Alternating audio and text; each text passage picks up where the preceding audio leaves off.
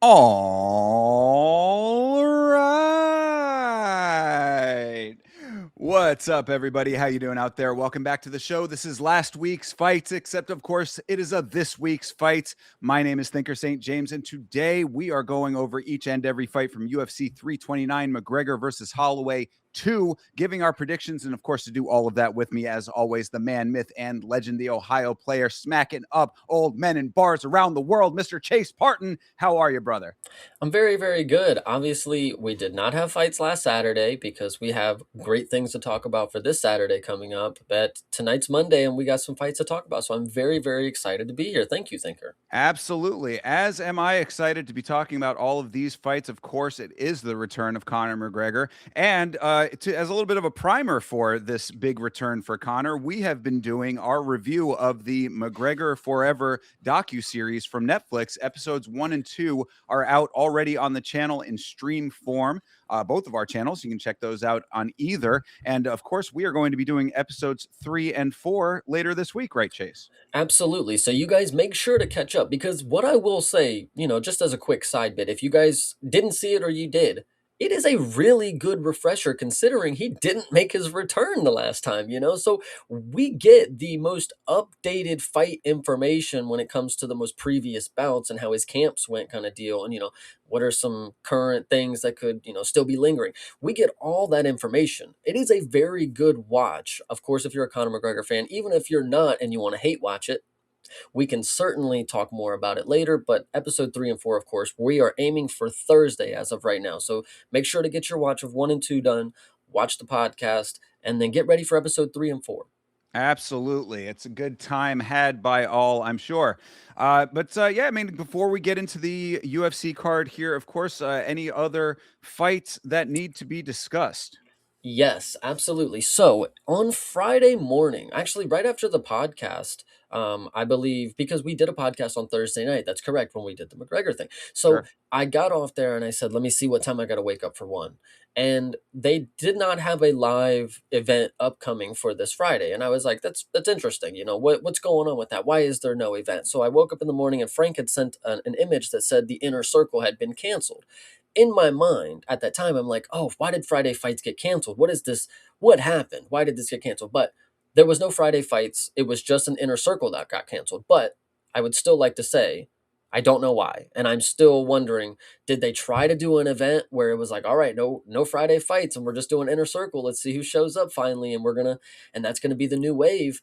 And then not many people were expected to show up to the arena or something. But it seems so weird that you would have a bout scheduled for like 4 or 5 people, even a main event, a title fight. These are your fan favorites. This is the inner circle, and Sure. they're just up and canceled. And I'm very confused. I never even saw one article about it. Nobody posted anything about this that I know of. So, what do you think? I mean, that is an interesting element of the inner circle in and of itself, right? I mean, like if it is an abbreviated card, because it is only usually about like 3, 4, 5 fights, right? Yeah, 4 to 5 is what I've seen. Never three. So okay, so yeah, 4 to 5. Either way, still the number makes sense for the thought. I mean, the fact that you have such a small card, it's like if it is its own event, a standalone feature to whatever else is going on, and you drop 1 or 2 fights, like for whatever reason, a fighter gets injured, sickness, whatever, whatever the reason may be that something gets canceled, you have more than one of those. You basically have to down the whole thing. You're not going to be charging people for 3 fights. I mean, like you can try to, but like who's going to be happy about that? Yeah, that is pretty crazy to think about. It's a main event, but you're the third fight on the card, and there's only 3 fights on the card, and then there's nothing after. So I guess that is potential. Somebody got sick on one end and they ended up with 4 bouts, and they're like, this is not good enough. But I don't know. It seemed very weird because again, I keep up with one on Friday very religiously, especially in the mornings. This is one of the few times that I was expecting to get up and there was no Friday fights, but there was inner circle. And then we don't get the inner circle. And I'm just like, this seemed like a test here. This seemed like they really wanted to see if that paywall was going to stick with people. And they were going to jump in this morning to get their fix on Friday morning and or even the locals. Let's see if we're going to get enough people to show up to it because this is a big thing for they all show up for their fights. Friday fights, inner circle, no matter what. But if they're only there for 5 fights, well, maybe they don't wake up till later. Maybe they show up for the later fight. I don't know what the the actual. I mean, obviously it's nighttime for them, but I don't know the stipulations here of why this could have been canceled or why it would have been. But it is fun to imagine with all the interesting elements over at One Championship. Yeah, I guess, and that's what we're gonna have to keep an eye on is how things progress at one, and maybe we'll get more answers as time goes on. You know. What I'm hoping for is no more Inner Circle starting next week because I do not like it. Yeah, I mean, I think that the inner circle, I like that you have all of your star fighters in one place, but if it's paywalled and it's in the more, I mean, that the time is really the issue. We talked about this last week, I think. I'm saying that it's not the fact that it's paywalled that is annoying. Of course, I mean, it'd be much nicer to not have to pay for the fights. I always try to pay for the fights. I don't mind paying for the fights. It's the time. You're cutting out all of North America with this, basically. Bro, they have a partnership with Amazon and they just choose to have their own streaming service. I'm like, I could Amazing. be watching the Inner Circle fights. I literally have seen the people that are on the Inner Circle. I've seen them on Friday fights and I've seen them on the actual one cards at night. And now I have to just pay to see them all of a sudden. What is this corporate shit going on around here, guys? I don't like it. Like, Very strange. Yeah, no, I don't get it either, but one championship has a plan, I'm sure. So I, they've had plans before, and I heard that they were not working out too well for them. And I'm a big true. fan, guys. So figure it out because this is not for me. This is not Yeah. for me. Well, they're trying to figure out ways to recoup their losses from Beast, I think. Well, God damn. Yeah. Yeah. And the Either way. Furious, maybe. Who knows what they had intentions with there? Who knows what they were able to pull with that one? I don't know. Joe Taslim, is that his name? He's awesome. Love him. Yes, absolutely. I don't know if they were involved in that movie, but so Close enough. exactly fair enough. And so along those lines, I did want to mention. So we did a couple of watch alongs, not anything super crazy, but we do Muay Thai Sundays around here on the Yama channel, and that was what I wanted to bring up. So on last the Sunday yesterday, last night we did Muay Thai Sunday. It was the replay watch along of the RWS card from Saturday, and fine card. Everything was real good.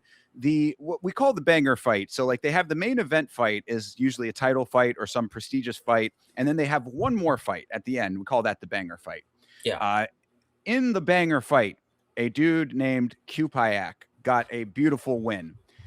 Somewhere in the mix, I ended up mistaking the fighters. I don't know how I got switched around. Maybe a graphic threw me off. I don't Mhm. know what it was that It because happens. I was so yeah, I was so locked in, and I went on a bit of a tirade about the judges and like how upset I was about thinking that things had gone wrong. Once we figured it out that they had all gone correctly, everything was reeled back in. I had to reel it all back in and apologize. But I just wanted to mention here, shout out to Kupayak for a very great win because this guy is like he's beasting. I mean, this dude he's one of these guys that is probably going to be in one at some point, I would think, or just a huge star in RWS. But he's a multiple time champion. He's a stud over there, and I just wanted to make sure that I gave the official apology to the judges over there at RWS.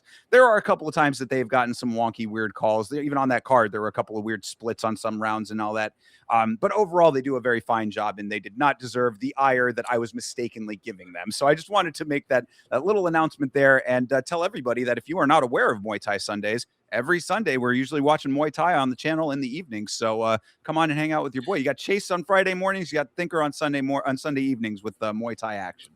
That is absolutely good because I love to hear a misinterpretation of what's happening. That's always my favorite thing is when I get really mad and I'm like, wait a minute, hold on, time out. I was wrong. I was wrong. I was wrong. And then it's funny too because I can imagine. It depends on how long it takes for you to realize, of course, because that could be a really big clip, and they're like they watched 3 minutes of it, and they're like, "Damn, we really don't know what we did wrong." And then like the last 30 seconds, it's like, "Hold on, guys, my bad. That I was fucked up." that was why I had to make the correction here is because it went on for way too long. Like I'm still trying to figure out exactly what threw me off because Mm. generally I'm paying pretty close attention trying to make sure I get that right. But I am human as everyone else is, and I make mistakes. So egg on No, my face. that is very good. I'm glad you brought it up. Not good that it happened, but it's good that you were able to correct yourself. Obviously, Thank you, RWS, for tuning into the podcast. There's Thinker's Apology. You just got it right there.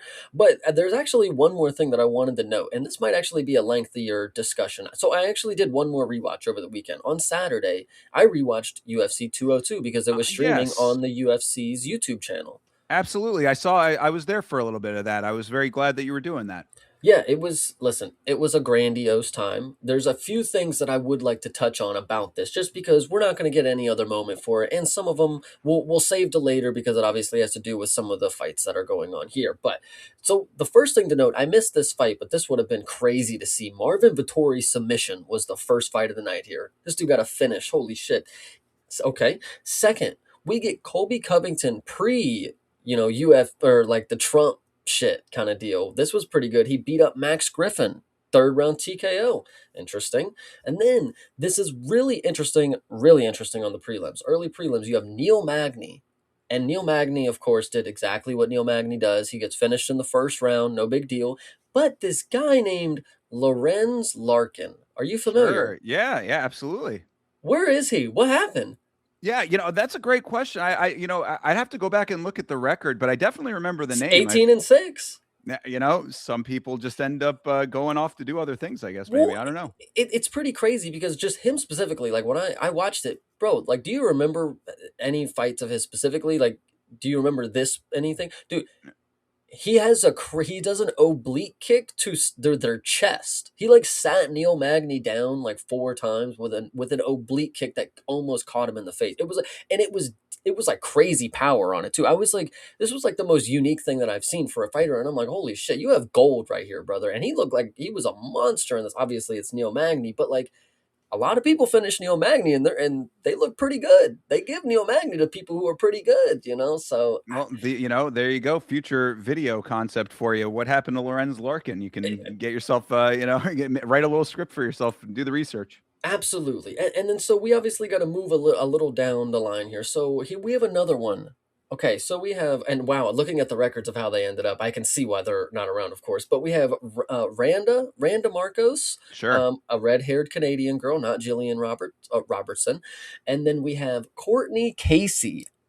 Wow, for a girl who was 10-10 at the time, she had 5 first round finishes, and then she finished Randa in the first round. So she ended up with 6 first round finishes. Of course, she had 3 losses at the time. She's now 10-10, but I still question what happened. She was looking like gold right here, guys. So Courtney Casey. Was she Hear me the out. blonde haired girl? She's not blonde. Oh no, At okay. least not in her picture here. I don't. Maybe Gotcha. Yeah, no. She's a brunette. okay. I remember the name, but I don't. I'm trying to place her. But either way, nice. Next one, Artem Lobov. I actually got to see this dude fight The against goat. Chris Avila. I'm not familiar with his game too much. A Diaz gang kind of deal, Diaz army, and he lost. But Artem Lobov is. I could have went not seeing him fight. To be fair, what I will say to this though, and this goes into obviously Conor McGregor and the McGregor forever thing. Finding out that Artem Lobov was born in Russia, I didn't know this.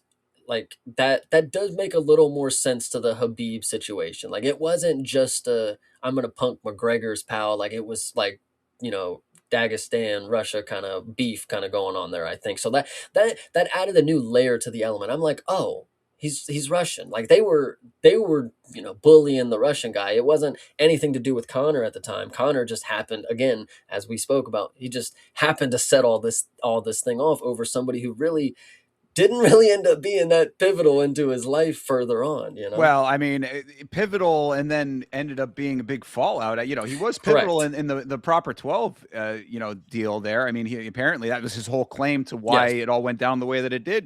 Gave him the idea and all that. Strange, which is a strange thing to me. It's like you tell your friend, "Hey, man, it'd really be cool if you started a liquor brand." They do that, and then all of a sudden it's like, "Yeah, that was my idea." Well, I mean, how much did you actually contribute to that? I don't know.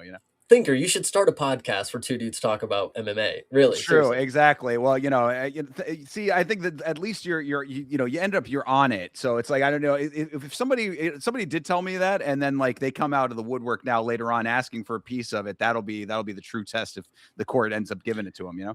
Hell yeah. Okay, so next, Raquel Pennington. Guys, this one really had a lot of hits on it for people that are not necessarily around anymore, but like could be in the mix if they just got their head in the game, So Raquel Pennington, she came in here with a snoozer. I mean, who's surprised? I'm not gonna lie, but she came in with a third round decision against Miss Elizabeth Phillips. Are you familiar? No, that must have been one that came and went.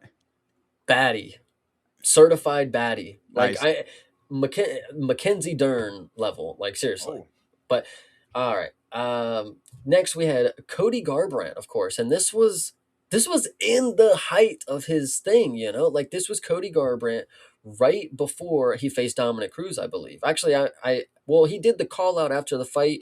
So I would assume that happened next, but if he had to fight some other people, that's a different story. But he got a first round knockout. This was the invincible Cody Garbrandt. Obviously, coming into this weekend, they knew what they were doing with this card, guys. Like this is they pieced it all together. yeah. The old is new. Yeah, I mean, I'm glad that you watched this old event over here. Wait, what'd you say the number? This was 299 202. or 202. Excuse me. Okay, yeah, that was even farther back. Yeah. So yes, Cody Garbrandt gets a 48-second knockout. Again, at bantamweight, this was a big thing at the time, and then he calls out Dominic Cruz, and you guys know how this goes. You know how the history went. So that was a really cool thing to see. Cody Garbrandt, with his cockiness, before it really bit him in the ass. So it was interesting. So that was awesome. Next, now this one we could obviously have a whole discussion about, but strictly in the cage business. I've seen this fight already, and this was actually the fight that made me realize that this person had some type of skill in the cage, and he wasn't just some bum. When I saw him, he was old, and I was like, "Damn, who is this guy?" Tim Means versus Sabah Hamasi.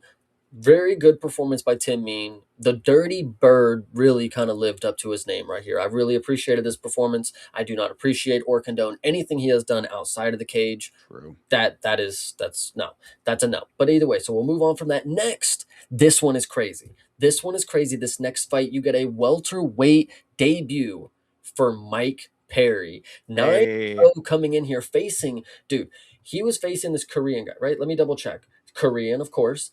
And he's 6'3".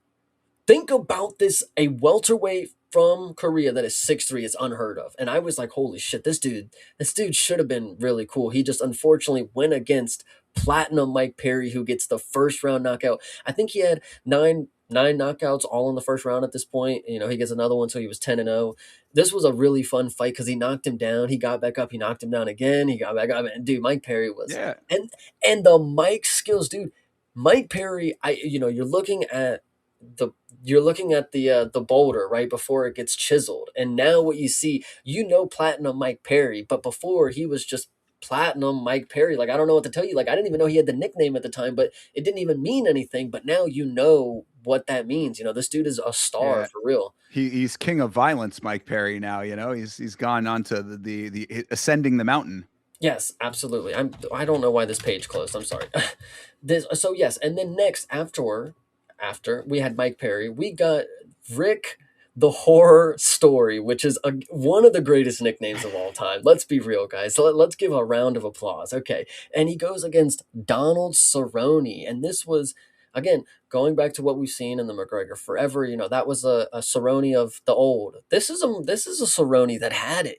This was a really deadly Cerrone on the feet. He really just walked forward and he threw a variety of powerful strikes, and not just strikes that were gonna hurt. He was throwing elbows, he's throwing body kicks, things that are gonna stop a fighter from wanting to continue when he starts to bleed, when his body starts to fucking whittle away, when he can't, whatever. This was a great Donald Cerrone performance. This is like the highlight that he always has, where he does the little 4-piece combo, kicks him in the head, finishes him. I think Herb Dean was the fucking ref. It was awesome, guys. It was classic. So love it, Donald Cerrone. Shout out the Cowboy, of course. Hell yeah. And then this is where I got really upset.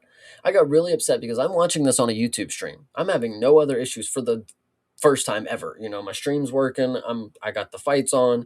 And so the fight starts between Rumble Johnson and Glover Teixeira. I did not know that it was only going to be 18 seconds of a fight. I had missed it by then. I had to catch it in the replay. But damn, I had always heard, sorry, it was 13 seconds.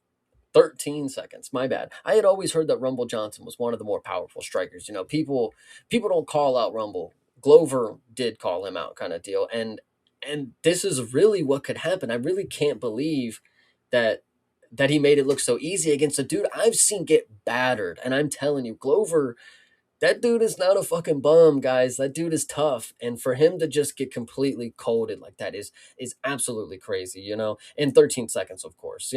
And then we got the main event, which we'll talk a little bit about later. We have Nate Diaz and Conor McGregor, and this one, if you want to make it controversial early, listen. Conor McGregor lost to Nate Diaz in the second fight. We don't even need a trilogy. It's 2-0, everybody. So Yeah, this is I was on your stream while you were watching this, and I specifically did not say anything about the outcome of the fight, not knowing if you had seen it or not before. I Um, swear I have, and I kind of forgot that. Like I was sitting here thinking, I was like, yeah, he finished Nate in the rematch. Maybe I just assumed like, oh, he won, so he finished him. But like I watched it and I'm like, how's he gonna get this finish? He's walking away from Nate Diaz for 3 rounds now. Like I cannot believe it. Yeah, he dropped him in 1 and 3, cool. But he did fuck all for the other 3. Like I can't believe they really gave majority decision on this, brother. Yeah, Uh, no, I remember watching it live and feeling that exact same way. I was like, he did not win that fight to me, but whatever. I was one of those things where I was like, maybe I was wrong. Maybe I didn't see it well enough or whatever. So I was glad to get a fresh perspective on it to confirm what I had known and thought, for many years. Yeah. So, and of course, Sam, rest in peace to Anthony Johnson, of course. Rumble Johnson, Absolutely. rest in peace. It's an unfortunate thing. I didn't get to experience any of that era, of Rumble, of course. And seeing that fight, he did seem like a pretty cool dude. After his post fight speech, he seemed really, a person who's happy about life. So that's just unfortunate. Yeah, well, and also what I always sadly have to caveat is he did have some allegations against him, so he is one of those Gotcha. figures that is a little bit has just that slight little tinge of controversy. Although since I don't know all the details, I always want to give the benefit of the doubt because he is such a beloved figure in the sport. So Yeah. either way, though, I mean, thank you very much, Chase, for the history lesson here. A little primer on UFC 202. That is a nice way to enter into this card. Of course, a McGregor headlined card, then a McGregor headlined card now. Just the over under on whether he's going to show up to this one is still up in the air. We'll find out this week, of course. But unless there is anything else, I guess we can get into this. Hey. I mean, over unders, if you guys want to know, to go on Polymarket or Kashi, whatever you can do, take the over, or if McGregor is too late to press conferences on there, just fucking hammer it. He's never going to be on time, guys. Just there you go. There's your key for the week. Yeah, well, and people have been speculating as to whether he's going to show up to this fight or not, based on other fights in the past. And I mean, based on what we've been seeing, we'll talk about this, of course, when we get to the main event. But based on what we've been seeing, it does seem like he's taking the camp very seriously, and that's great. But also, what we have found out from the McGregor Forever documentary is that he is a dude who gets injured in camp. So I mean, this has happened before too. It's always suspenseful when it comes to Conor McGregor. Absolutely. And I'm excited to talk about everything, including more in this week's card. So, Thinker, are we excited to get into it? Actually, first, we got to Yes, shout out the chat. We got to that shout out was the what I chat. was going to say. Of course, please do. Well, first off, Bleeding Edge, Team USA, I did hear they lost to the Waffle Makers. That's unfortunate, but it is what it is. Shout out soccer to somebody out there watching it. Meat Rocket, of course, we are screaming about mixed martial arts. Actually, sorry, Always. just martial arts.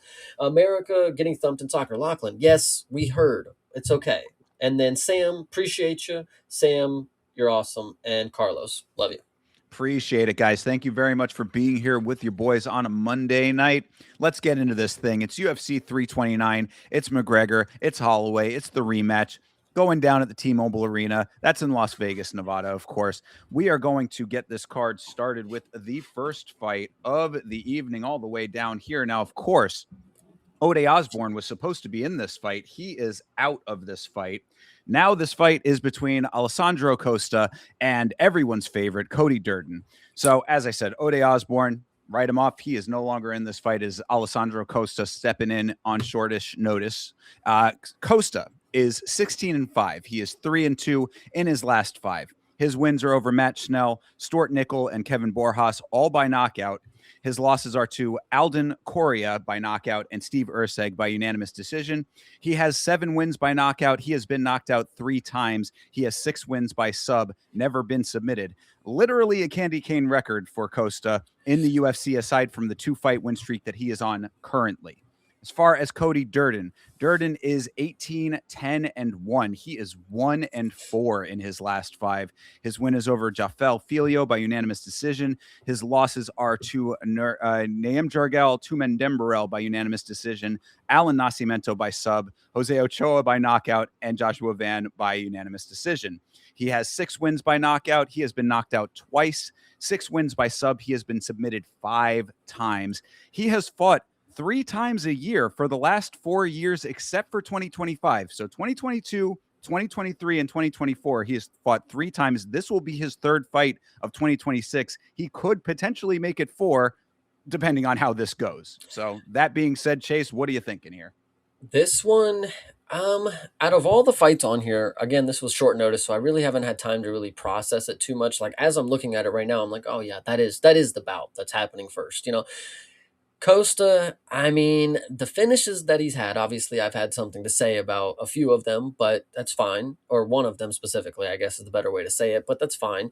The record doesn't necessarily make me think he's as good as a lot of people that Cody Durden has faced.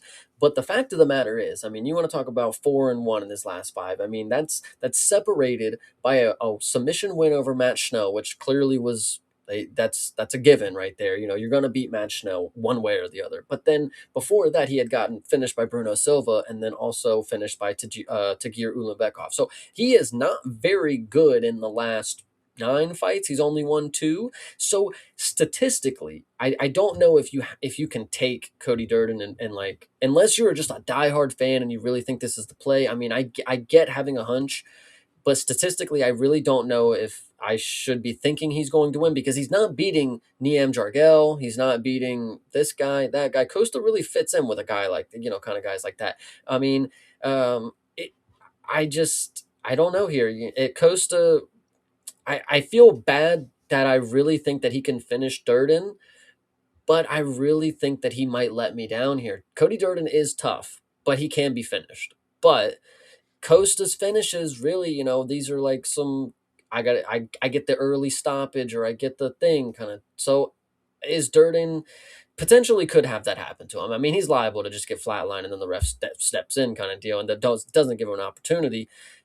But he's 2-9 or 2-7 in the last 9. I don't really know what else to say on that one, to be fair. Yeah, I mean, going through the research here, what I saw, and like you said, I mean, not every one of these wins is like a high quality finish necessarily when it comes to Costa. However, you do see that he has 7 wins by knockout. He's got 6 wins by sub. And if you go to the Durden side, I just listed off those last 4 losses: unanimous decision losses to 2 of them, sub loss in 1, knockout in the other. So it's like you got a guy who can be finished in a number of different ways going up against a guy who can finish in a number of different ways. I mean, now, is that how it's all going to play out with the guy coming in on short notice? That, I guess, is also part of the equation with this. Although it's not the shortest of notice, right? I mean, this has been on the books for a little while now. I mean, it's on the books long enough for them to have updated it on ESPN over here. So, I would say that there is potential for Costa to do what he does and find the victory somehow. Whether it's assisted by the referees or not, these are the questions. But Durden, like you said, it's too hard to put your chips on him. I really feel like Durden gets booked because he is always picking up the phone often. Like I said, he's fought 3 times a year, except for 2025 for the last 4. You would think that after a certain number of losses that would be signaling to the organization that they might want to slow him down or, do something else with him. But it just seems like the opposite. So they just keep throwing him back in the fire. He keeps ending up, getting it or not getting it. I mean, he's riding high off of victory now. But, how long does that keep up, I guess? Here's my thing. Okay, Costa trains with Diego Lopez. That's already a really good game planner right there. When it comes to setting up your teammates for success, I think Diego is obviously one of the best, right behind Robert Valentin. But the point here is, Cody Durden beat Jafel Filo. That was his big win. I was the big dog. I was on a big losing streak and I came out and won. Filo looked absolutely horrible, like absolutely horrible in that fight. And then the another thing about Durden as well, Alan Nascimento submitted him. Now, I'm not trying to compare Costa's grappling to Alan Nascimento, but I have seen Alan Nascimento go for chokes on Jafel Filo, and that dude's got a long ass neck, and he had so much air in between his chokes. It was just no way he was going to finish. Now, Javel is obviously a black belt or whatever. He's a very good grappler as well. But brother, you had his neck. You just didn't have the strength to do. So that's my point about Alan Nascimento. But if he's finishing Cody Durden, I think Costa probably has a pretty good chance of getting that submission. Just I don't know. That's just me.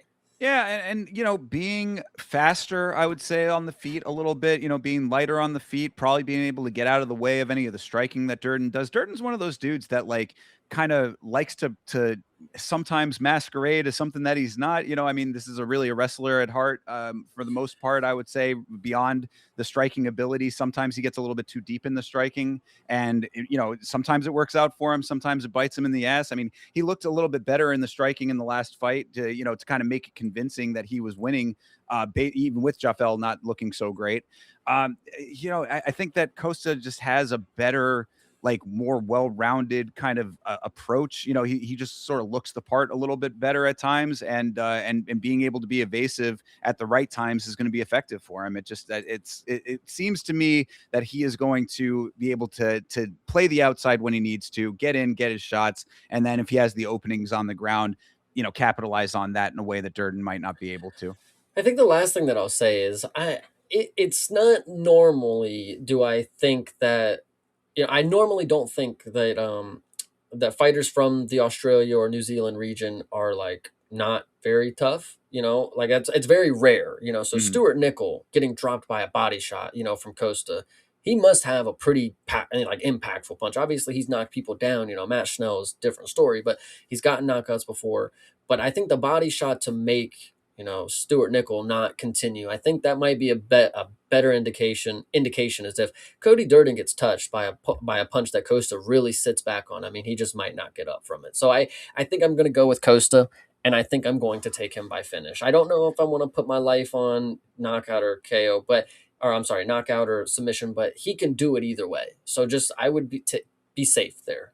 Yeah, exactly. I also am going with Costa on this one. I think that the finish might be likely if it does end up getting kind of like dragged out, and Durden shows some toughness, then maybe he ends up just doing it by UD. But either like that's why I'm like I don't necessarily want to go so deep into that part. But Costa by winning the fight is going to be my on the money line. I actually think you're cooking. I would love for him. I think it's possible for him to win by finish. What do I think is likely? Well, I've not really been big on him. I normally like to think that if I'm a big fan of you, you're probably a dude that can do what I'm thinking you'll do. Costa, on the other hand, he's probably gonna let me down. He probably ain't gonna finish, bro. He probably will He's get a on a short decision. notice. It's short Yeah, notice, call up, coming in not maybe as sharp as he might have been if it had I been think full he was camp. actually the one with the camp. Cody was the one who. No, you may be No, right. It yeah, was Cody no, and Ode. You're right. You're right. yeah. So I mean, either way, it's like I think that that he has enough of the natural ability to be able to get the win. Does he get the finish? I think another question before we move on, of course, is Sure. it depends on how conservative he is. Is he gonna take short notice and he's like, all right, I just gotta skate by the decision. I gotta just get the win. I'm not really here to risk too much because if I lose on short notice with where I've already I just coming off a knockout win. If I come in here and get starched early, then I'm looking like a fool for taking this fight. So I don't. Maybe he will try to play the long game and just kind of hold on to him, wrestle him, control him. It's the first fight of the night, so you got to assume that they want them to bang. Yeah, well, I mean, this is kind of what I had in the note there when I was saying he's literal candy cane, win loss, except for where he is right now. He's on a 2-fight win streak right now. This would be a nice way to extend that into a 3-fight win streak. Of course, I mean that would be a lot better than what he's been doing in the UFC as far as this win loss thing. You gotta, if you want to advance, you gotta put the wins together. You gotta string them together. You can't just be back and forth checkerboarding over here. So if he does end up kind of playing the long game and plays it a little bit more conservative just to make sure he gets the win, probably not the worst, but of course we would like them to go balls to the wall. I think it's funny before we move on. I think it's funny your note is like, you can't just keep candy caning. It's true in a sense that like that's not a good way to get to the top or where you want to succeed, but it's also the company doesn't care for people who just can consistently kind of break even. They will care for the people like Cody Durden who consistently will lose fights by finish rather than the people who can maybe win one and chip away two and lose one. No, they'll keep Tai Tuivasa, who's on a 7-fight lose streak. Like, Yeah, no, you make a good point, and this is another reason why Cody Durden is a bit of an anomaly in this regard. Is that it's like the real thing that the company wants is exciting fights. They don't really correct. care as much about the wins or the losses. Cody Durden with 4 of those losses. Can you tell me that any of these other fights were super exciting? I mean, granted, getting knocked out by Jose Ochoa. Okay, there's a knockout It was involved. good. Sub by Alan Nascimento. Sure, That was fine. bad on the matchmakers. That was not going to be a star-studded matchup right there, I But think. to But then say, continue. we're talking about. I mean, the UD loss to Josh Van. I mean, look, Josh Van is the man, and we know that. But I'm not. I wouldn't say that it was the greatest, the greatest fight of all time. And then the Tumen Dembrell fight. I mean, it was fine to see what he was capable of. But again, I wouldn't say that this was the greatest fight of all time. So you got a dude who's losing all of these fights. They're not necessarily these like fights that stand out in your mind as like the greatest flyweight fights of all time. So big make them up. You know what? Alessandro Costa, do whatever the hell you want. Yeah, facts. Yep. But either All way, right. yeah, so we're both taking Costa. Yes, indeed, All we right. are both taking Costa. So It's that locked in. it is locked in. Before we move on, did want to give a big shout out to Fishing with Jay. Appreciate you, brother. Fishing with Jay is a local Florida fighter who was fighting on the Island Fights card that I was watching just recently. I don't remember, but apparently I didn't have the kindest things to say. But as I said in the comment that I made back, appreciate you for fighting. Respect for always for making the walk. Keep doing what you do. And the next fight that I watch of yours will be better, I'm sure. Hell yeah, fishing with Jay. I appreciate you, bro. Love the username. All right. Moving on to the next fight of the evening here. Ryan Gandra is fighting Zachary Reese. Gandra is 9-1. He is 1-0 in the UFC after a knockout win on the Contender Series. He has 6 wins by knockout. He has been knocked out 1 time. 1 win by submission. He has never been submitted. He is currently on an 8-fight win streak, a 5-fight finish streak, and a 4-fight knockout streak. So parse that all in your mind. Zachary Reese is 10-3. He is 2-1 in his last 5. His wins are over Jackson McVeigh by sub and Dushko Todorovic by unanimous decision. His losses are to Michelle Pejeda by split decision and Azamat Bekoev by knockout. His no contest was with Cedricus Dumas. He has 5 wins by knockout. He has been knocked out twice. He has 3 wins by submission and has never been submitted.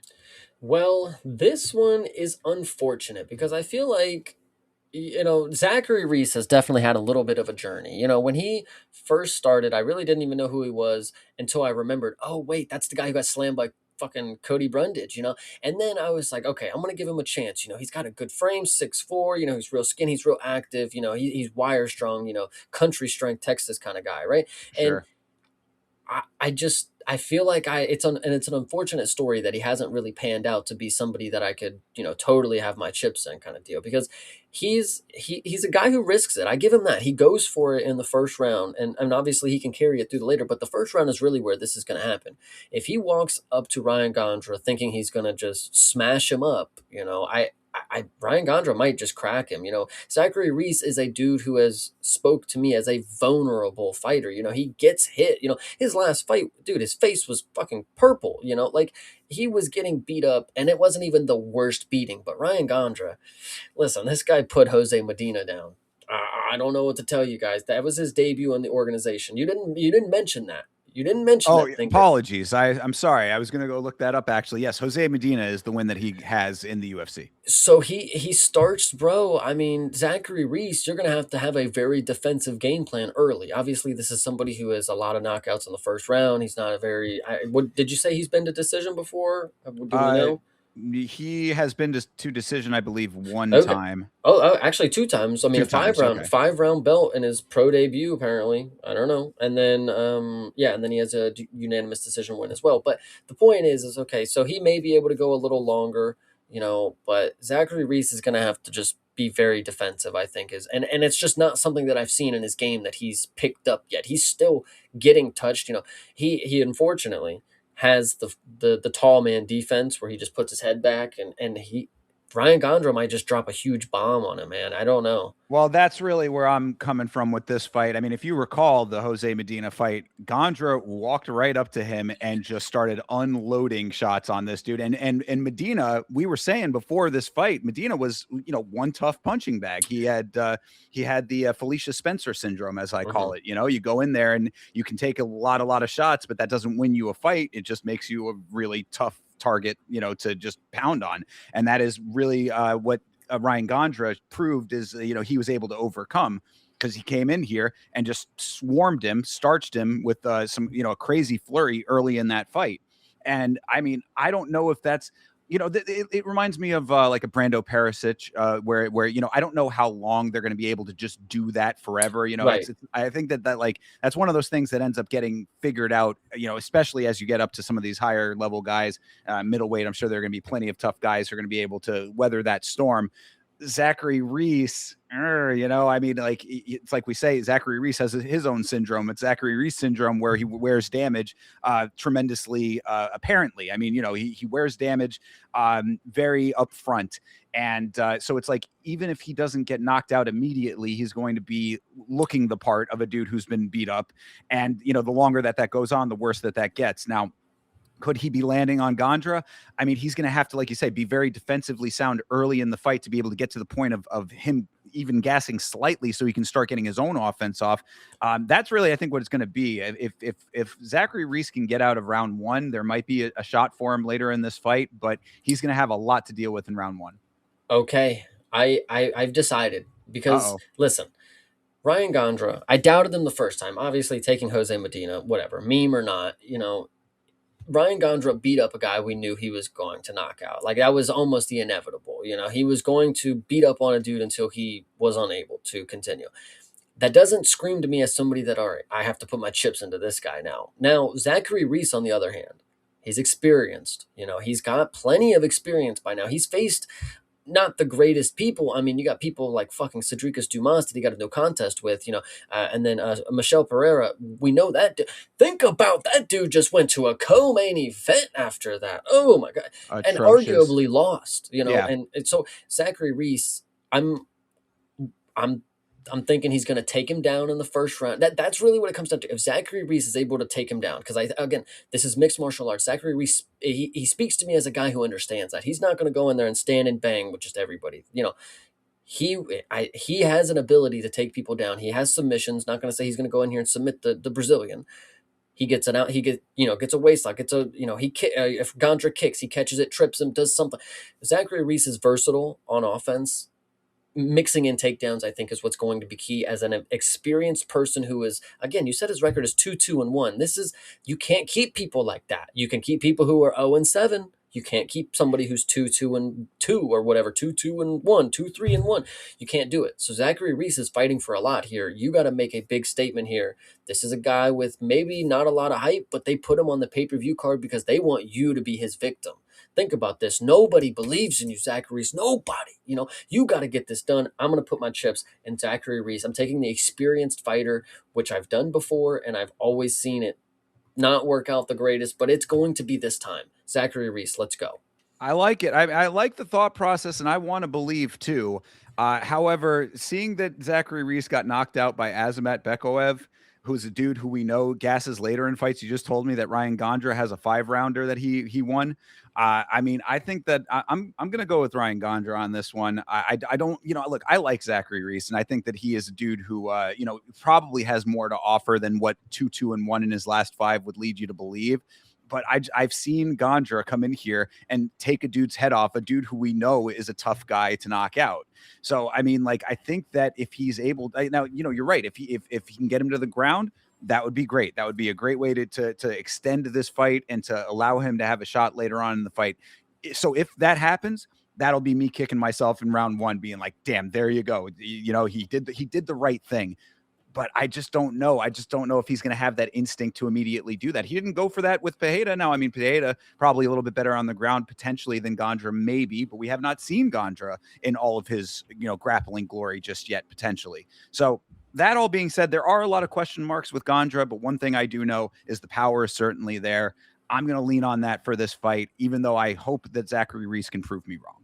Yeah, it'll be a good one. It'll be a very good fight here. I'm going ahead, taking Zachary Reese. You said you're taking Gandra. I am, yeah, I All think right. so. I'm glad that I'm glad to be split on this one, and may the best man win because, like I said, I do like Zachary Reese, and I think that like things like the Cody Brundage slam knockout, I don't think that they tell the story of who he is as a fighter necessarily. I think he's better than what 2-1 would lead you to believe, but it's just been a little bit of a tough journey for him. He is only 10-3 though, so I mean, it's not like this is not the worst record that we've ever seen. Still a little bit newer to the game, even at 32 years old. I mean, like there is potential for him to pull this off in a meaningful way. So power to Zachary Reese, get the job done. But based on what I've seen of Gandra, I'm going with Gandra. The last thing that I'll make note of is that it's hard sometimes, and I don't always do it.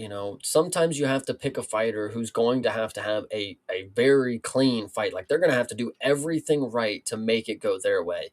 And I think Zachary Reese, if he gets going early, Ryan Gandra went to decision. It's not like these were late knockouts. The power doesn't seem to be there. He went all 5 rounds. I don't know exactly how it looked, but he didn't finish that guy late with punches. So Zachary Reese, get him out the first round, and I think it's a different fight. Obviously, that is where the fight, actually begins, kind of deal. Well, and that's also kind of goes to a point that I sort of touched on there is that, Zachary Reese wears damage very apparently, and that might have been part of the reason that he lost the split decision to Yeah, Pereira. I mean, we all kind of felt that was a little bit of a petty theft at best. I mean, kind of a robbery in that fight, but he did get touched up and he wears the damage very apparently. So, if this does end up going to decision, you're right. He is going to have to fight a very clean fight to be in there looking like he is the fresher fighter at the end of the day, because whether or not it's actually impactful and he's hurt from all of the damage, he wears it nonetheless. absolutely. So yeah, it can be an interesting one. I like this fight. Yeah, I'm glad we're split. Yeah, same here. And of course, when we are split, that Chase and I are streaming to our individual channels. So you guys out there who are listening, go to the channel of the person you think has the better takes on these fights and give it a like. Absolutely. All right. Well, moving on to the next one here. This is another one that got switched up on us, of course. This is not the fight that is happening here. You see Farid Basharat. He is not fighting Ethan Ewing. Ethan Ewing is out. He is fighting a man named John Garza. So I do have the information here. Of course, ESPN has not been updated. Might be able to go over to Tapology to show you that if you want. Give me a second to do that. But before I do switch over, I'll read all of this off and then let Chase give his thoughts. I'll switch it over. So going into this is Farid Basharat. He is 15-0. He is 5-0 in his last 5. His wins are over Jean Masamoto by split decision, Chris Gutierrez, Victor Hugo, and Taylor Lopoulos, all by unanimous decision, and Clayton Rodriguez by submission. He has 1 win by knockout. He has never been knocked out. He has 6 wins by submission, never been submitted. Garza is 6-1. This is his UFC debut. He has 3 wins by knockout. He has been KO'd once. He has 1 win by sub. He has never been submitted. He is currently on a 5-fight win streak, and he is fighting out of Fury FC. Well, this one is an interesting one because I do often feel like they have to find somebody to fight him sometimes. I don't know why they make it seem like it is end all be all for Farid Basharat to be on this goddamn card, but they found my boy John Garza, and when I tell you, who the heck is John Garza? Obviously, we have yet to see him debut. It sounds fine. Unfortunately, when I saw the picture of him, and this doesn't tell the whole story, but he's clearly a 125er who is making a short notice 135 bout. He did not look like somebody who carries the frame of a 135, and obviously it's not that big of a difference. But when you look at the side by side comparison of Farid Basharat, it's like, why is he fighting a middle schooler? Like it's like, That was the big thing. So, when I found out that this was the new matchup, I was on stream and people were telling me about it. And the first thing that they said is that this kid looks like he is fresh out of high school. I mean, yeah, he's a very now look, he might just have a youthful face. I mean, we've had right. plenty of people in the organization, the baby face, this, the whatever, you know what I'm talking about. I mean, Hmm. people who are younger in the face, but that doesn't tell the story of their fighting ability. But he is fighting an undefeated fighter who is UFC caliber. I mean, this is not a great look for a newcomer here necessarily. I mean, props to him. He did step up and take the fight. He took the opportunity that was presented in front of him. This is what they offered him. He gets to skip the line because of it. To think that he is going to show out and spoil the party of a Basharat brother in his debut on short notice seems like a tall order to me. I mean, I don't know. Where's the path to victory here, Chase? I don't know if there is one for my boy John Garza. I mean, it looks like he's just the lamb. Anything's possible. Obviously, if you go in here with a good mindset, any punch could land, any punch could knock somebody out. But this just looks to me like we're gonna get a Basharat submission. I mean, you said this guy's never been submitted, but he's had seven. What'd you say? 7 bouts. He's 6-1 or whatever. Yeah, he's So 6-1. He's never been submitted. He has 1 win by sub. He's been knocked out 1 time and has 3 knockout wins. I mean, the knockout I'm not really worried about from Basharat, but I think he's just gonna take bro down and he's just gonna get a submission. I mean, that should be the likely outcome for what Basharat should do. I mean, I think this dude clearly he's got good grappling. Clearly he can get submissions. You need to go ahead and get this dude out of here. If you come in here and go to 3 rounds with John Garza, I already don't think you're the greatest. I've obviously looked at the record. Split decision against Matsumoto, whatever you want to say, cool. But everything else, Chris Gutierrez, Victor Hugo, Clayton Rodriguez, these don't really speak to me as like, oh, you're beating high caliber guys. You deserve the next level. Like, bro, now you're facing a guy who's 6-1 on his debut. You're gonna have to do some more, brother. I mean, that's the unfortunate part about this for someone like Basharat. I feel like it's like, yeah, I want to fight. Give me a fight. It's like, well, now you're putting yourself in a predicament that you're actually furthering yourself away from where you want to be because now you fought a dude who's 6-1. That doesn't mean you need to fight a ranked guy now. Like that's just. Yeah, nature of the game, unfortunately. Obviously, Ewing was going to be the much more interesting fight here. I mean, this was going to Yes, be, it really should have been that would have the been a fight. fight. Yeah, exactly. I mean, and obviously Ethan Ewing is the person taking everybody's O's away. So, that would have been another potential for that to be the case here. So we are really getting denied, what we really wanted out of this fight. But Farid was on the card. He obviously still wanted to fight. So they found somebody for him. And again, Garza taking the opportunity. I think he's doing the right thing. Again, I always go back to Ikram Alaskirov taking the call up to fight Robert Whitaker. Obviously, that was not, in hindsight, the right move to take, but you don't say no to opportunities like that in this sport. So the kid's doing the right thing. To think that he's going to be able to come in here against a Basharat who is, like one of the well-rounded guys of the sport, even if he's not the better of the brothers. Think about that. He's He is 15-0. he's the better one. Farid is the better than Javid. I'm pretty sure the other one has lost already. I'm pretty sure. Oh, is that okay? I always get him confused with the other pair. Well, they are twins. I'm pretty sure. Yes, they are. But who are the ones? Bonfemes. That's I always get those confused with Gotcha. the Bonfim brothers. Fair enough. Okay, well then if this is the better Basharat, then I mean that just really seals the deal here. Yeah, the other one would be in the fucking Apex, I'm pretty sure. Like, what the fuck? Well, I mean, then that would have made more sense for a guy coming in on short notice with a fucking 6-1 record. I mean, Jesus Christ, they really are throwing this kid to the wolves here. What the fuck? They'll just do the flip flop. They'll be like, "Hey, Javid, you ready? You got this, right?" You'll just go it'll make it more interesting. Junior Tafa, Justin Tafa. You just There swap you them in go. and out. It's a little tag team action. It's how it works. Well, either way, I mean that you putting it into perspective even more. I mean, it's an unfortunate sacrifice here. This is your lock of the card, I would say. I mean, Farid Basharat, if this kid John Garza comes in here and pulls the upset off, it's going to be one of those like moments of the sport kind of things. But Ethan Ewing did that same thing against Malcolm Wallmaker. Now, Malcolm Wallmaker maybe not of the same caliber as the Basharat brother here, potentially. Now we know that, but at the time, really, I think everybody thought, oh, guy coming in on short notice, going to go up against Malcolm Wellmaker, who's knocking everybody out. Like, he was able to do it. So it's not impossible, I guess is what I'm saying, but it is very unlikely, very Yeah, improbable. the difference is with John Garza and Ethan Ewing, though, is that Ethan Ewing has a nickname called the Professor Finesser. He So does. he was obviously destined to be great in this sport. Like, I don't know what to tell you. John Garza, I mean, Malji, it might be the next big thing. I'm not sure. It might be the next Shama.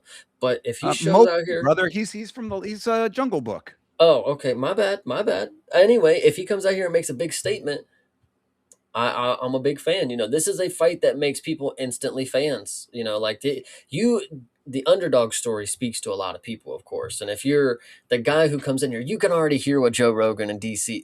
This guy's got no fucking chance, bro. The Basharat bro is the greatest in the fucking division. He's the best guy that hasn't had an opportunity. They're gonna build it up so big, and it should be, of course. You know, it's his moment. You know, the story's got to be told for Basharat. This is unfortunately the fight that's got to be made. If John Garza gets this done, stamp of approval right there. So Yeah, no, I would love it. I mean, I would love a big upset. That would be really cool to see, but it just, again, improbable, unlikely, and all of the like. Yes, we're getting late breaking news that apparently the Basharat brothers are not twins. What is happening right now? I was just about to say that as well. Like, Jesus, are we in the Mandela effect itself? Like, what is going on here? They look identical, no? Yeah, for real, they really do. So, I mean, genetics that are that stick to a patterns, I guess, is as good as you can say with that. But either way, as far as this fight goes, like I said, this is probably your lock of the card. I would suspect that Farid Basharat's going to be, a minus 1,200 or something like that. If you want to throw, a little bit on the crazy long shot for Garza, I would take it as a straight bet, and just be very comfortable with losing on that one. Yeah, absolutely. And yeah, just to answer Carlos really quick, we did watch that fight with Diaz and Wellmaker. It was Yes, fire. absolutely. Yep, we are live for all UFC events, so we definitely saw that one. And yeah, we're pulling for you, Malcolm Wellmaker. We're fans around here, brother. It's a tough climb back, brother, but hey, we'll give a slight mention on the He's Monday show. exactly, and he's doing the right thing. He's changing camps, so I think again, I got to at least give him credit for recognizing a problem and trying to fix it. So. There we go. He went to a good team too, as well. Absolutely. So either way, all right, back to this fight. Final predictions here, Chase. I mean, I think that's kind of a foregone conclusion. Yeah, I think I'm taking Basharat. What about you, Thinker? I have to as well, and again, this comes with the caveat that I would love to see a big upset here.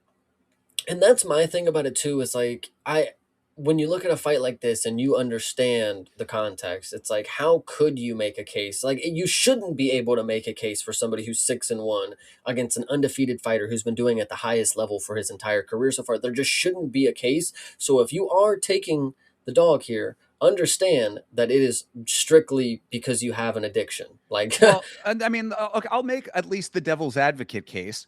Split decision with John Masamoto. I mean, Masamoto got a very close split decision in his last fight here. I mean, he's becoming more beatable, I would say, maybe, so it's like that, maybe there's some angle there. The strength of the last five is not the highest. Chris Gutierrez is probably the best of those, but Victor Hugo, Taylor Lapalus, not in the organization anymore. Clayton Rodriguez, when was the last time you saw him fight? So I mean, I'm saying, like, again, this is all devil's advocate, but I don't think that the strength of the competition for Garza is definitely not going to be there outside of the UFC. 3 fights, are currently on a 5-fight win streak. Again, doesn't speak very much to me when it's in Fury FC.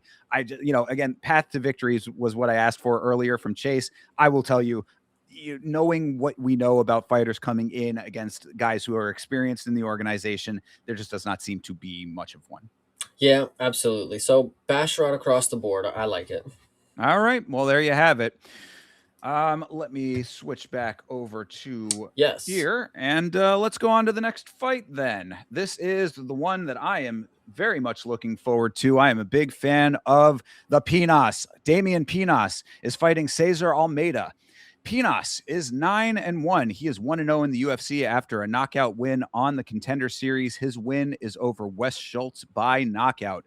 8 wins by knockout. He has never been knocked out. 1 win by submission. He has never been submitted. He has never seen a third round. His only loss was due to a DQ, due to an illegal kick in Chudo, Brazil. So this guy is pretty well off as far as that goes. And, I did not see the illegal kick, but had it not been for that, it could be a completely undefeated fighter here. And last thing, just to note, and well traveled. Obviously, this is our Arubian fellow who speaks like 7 languages. You just told me he got DQ'd in Brazil. All right, that's pretty. That's across the lands. Indeed. Yes. Shout out to Aruba. And Coming in on the. Jamaica.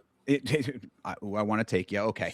All right. On the other side of this thing, Almeida is 7-2. He is 3-2 in his last 5. His wins are over Abdul Razak Al Hassan and Dylan Budka, both by knockout, and Ihor Potieria by unanimous decision. His losses are to Cesario Lashechuk by unanimous decision and Roman Kopylov by split decision. He has 5 wins by knockout. He has never been knocked out. He has no wins by submission and also has never been submitted.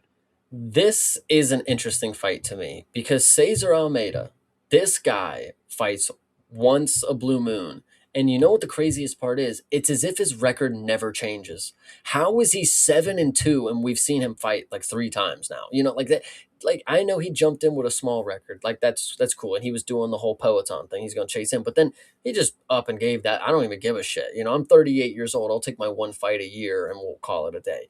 The thing about Cesar Almeida though, is he genuinely is one of the best kickboxers in the world. At a time, glory kickboxing champion, I believe. He was the likes of someone like an Alex Pereira, a Dustin Jacoby. Even Dustin Jacoby wasn't at that at the time, but for what he's grown into, the base is there. He's 38 years old. Cesar Almeida has been doing this an entire lifetime at this point.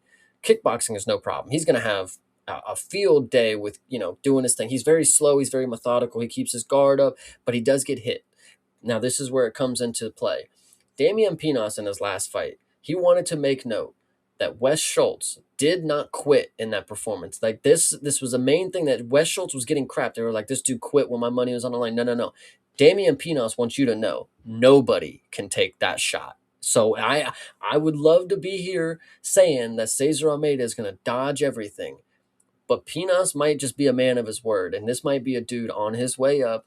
And if nobody can take that shot, Cesar Almeida falls in the category of nobody in this context. I don't know, guys. What are we thinking? I mean, a lot of people say a lot of shit in this sport is what I would say to that. But Wes Schultz is a dog, though. But you are the number one Wes Schultz fan on planet Earth, though. So I mean, this is coming from a unique position that I think is wholly unique to you, Chase.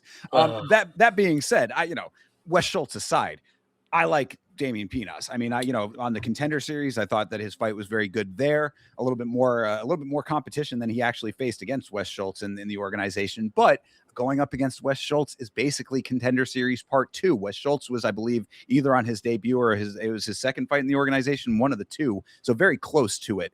I don't like that. I don't like when you have a guy coming off the Contender Series fighting a guy who's also very new. I like to see them starting to fight people that are a little bit more tenured in the organization, because how are you going to know how they're going to do against higher level competition unless you start seeing them fighting people who have been around for a while in the UFC? So I think that it's unfortunate in this case, because you are right. Cesar Almeida, as much as he feels like an NPC in this sport, he is not. He really is not. He's a dude who has crazy power. He's big. He's bulky. He doesn't allow himself to get muscled around as well, which is a big problem that I think that's really why I think Cesario Lashechuk had so much success. I don't think anybody expected him to be able to muscle him around like that. So it was very interesting that happened to be how that one went down. But I mean, on the feet, I think that if he's going to strike with him, and both these guys are strikers, I'm nervous. I'm nervous for my dude Damian over here. I want to pick him so bad, but this might be the time. This might be the time where he gets checked. And I hate to say that, because I want him to win this. I really would I'm not the biggest fan of Cesar Almeida. Of course, going back to the Ihor Potieria fight, we reference that often about how much of a clusterfuck that fight was. That did not put a good impression of him in here. A win over Abdul Razak Al Hassan, sure, fine. That's an okay win. Dylan Budka, give me a fucking break that's even a fight that's on his record.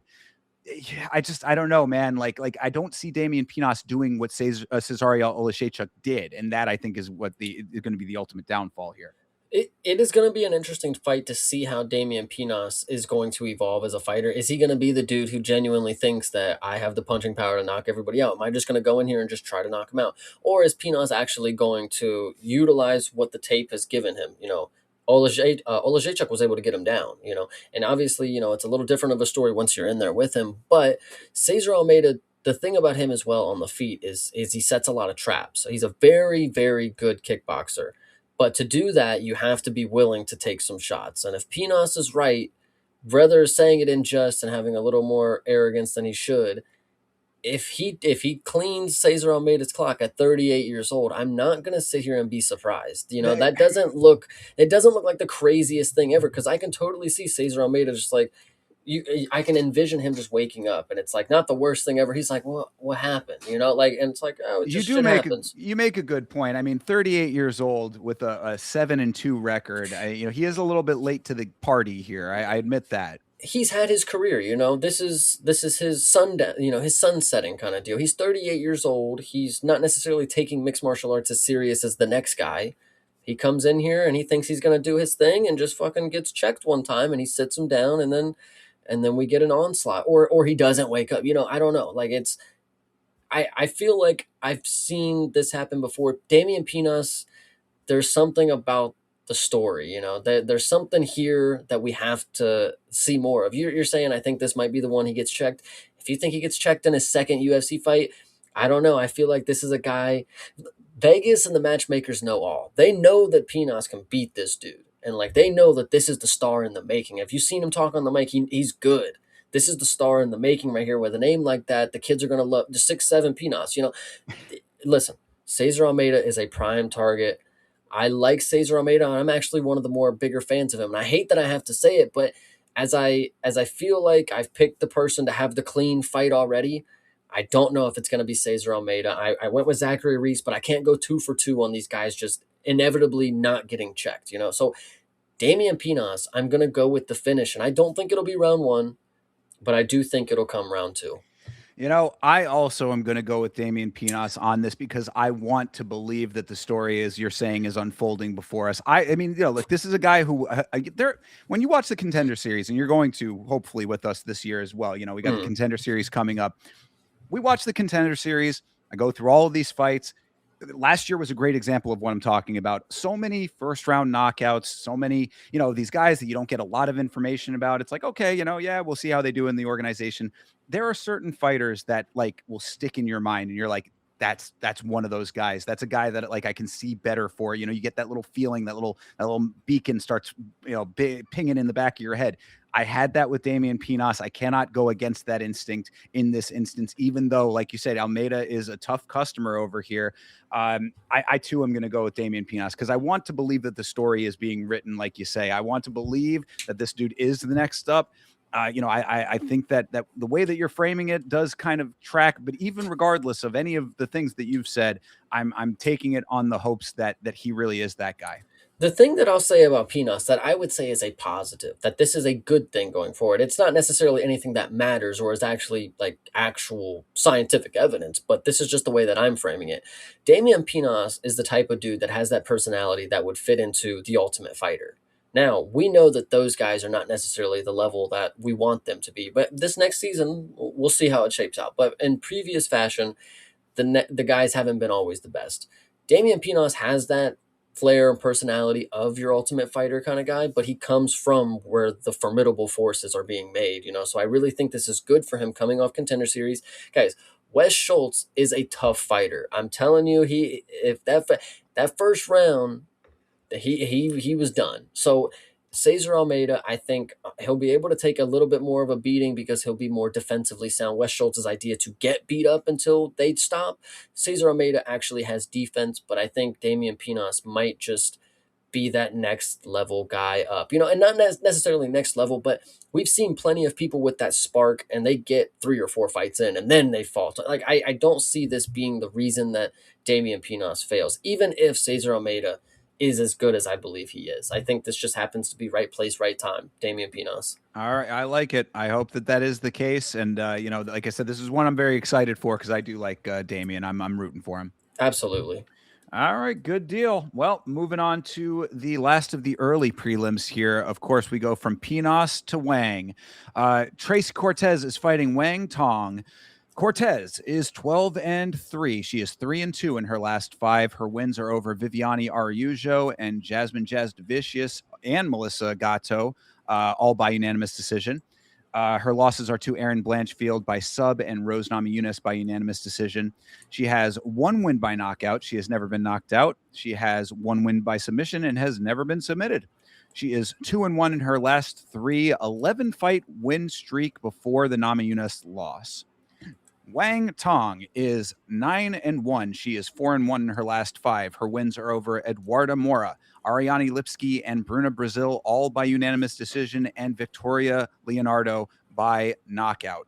Her losses to Gabriela Fernandez by submission. She has two wins by knockout. She has never been knocked out. She has two wins by sub and has been submitted one time. She, of course, is 8-0-1 in kickboxing, including a win over Valentina Shevchenko.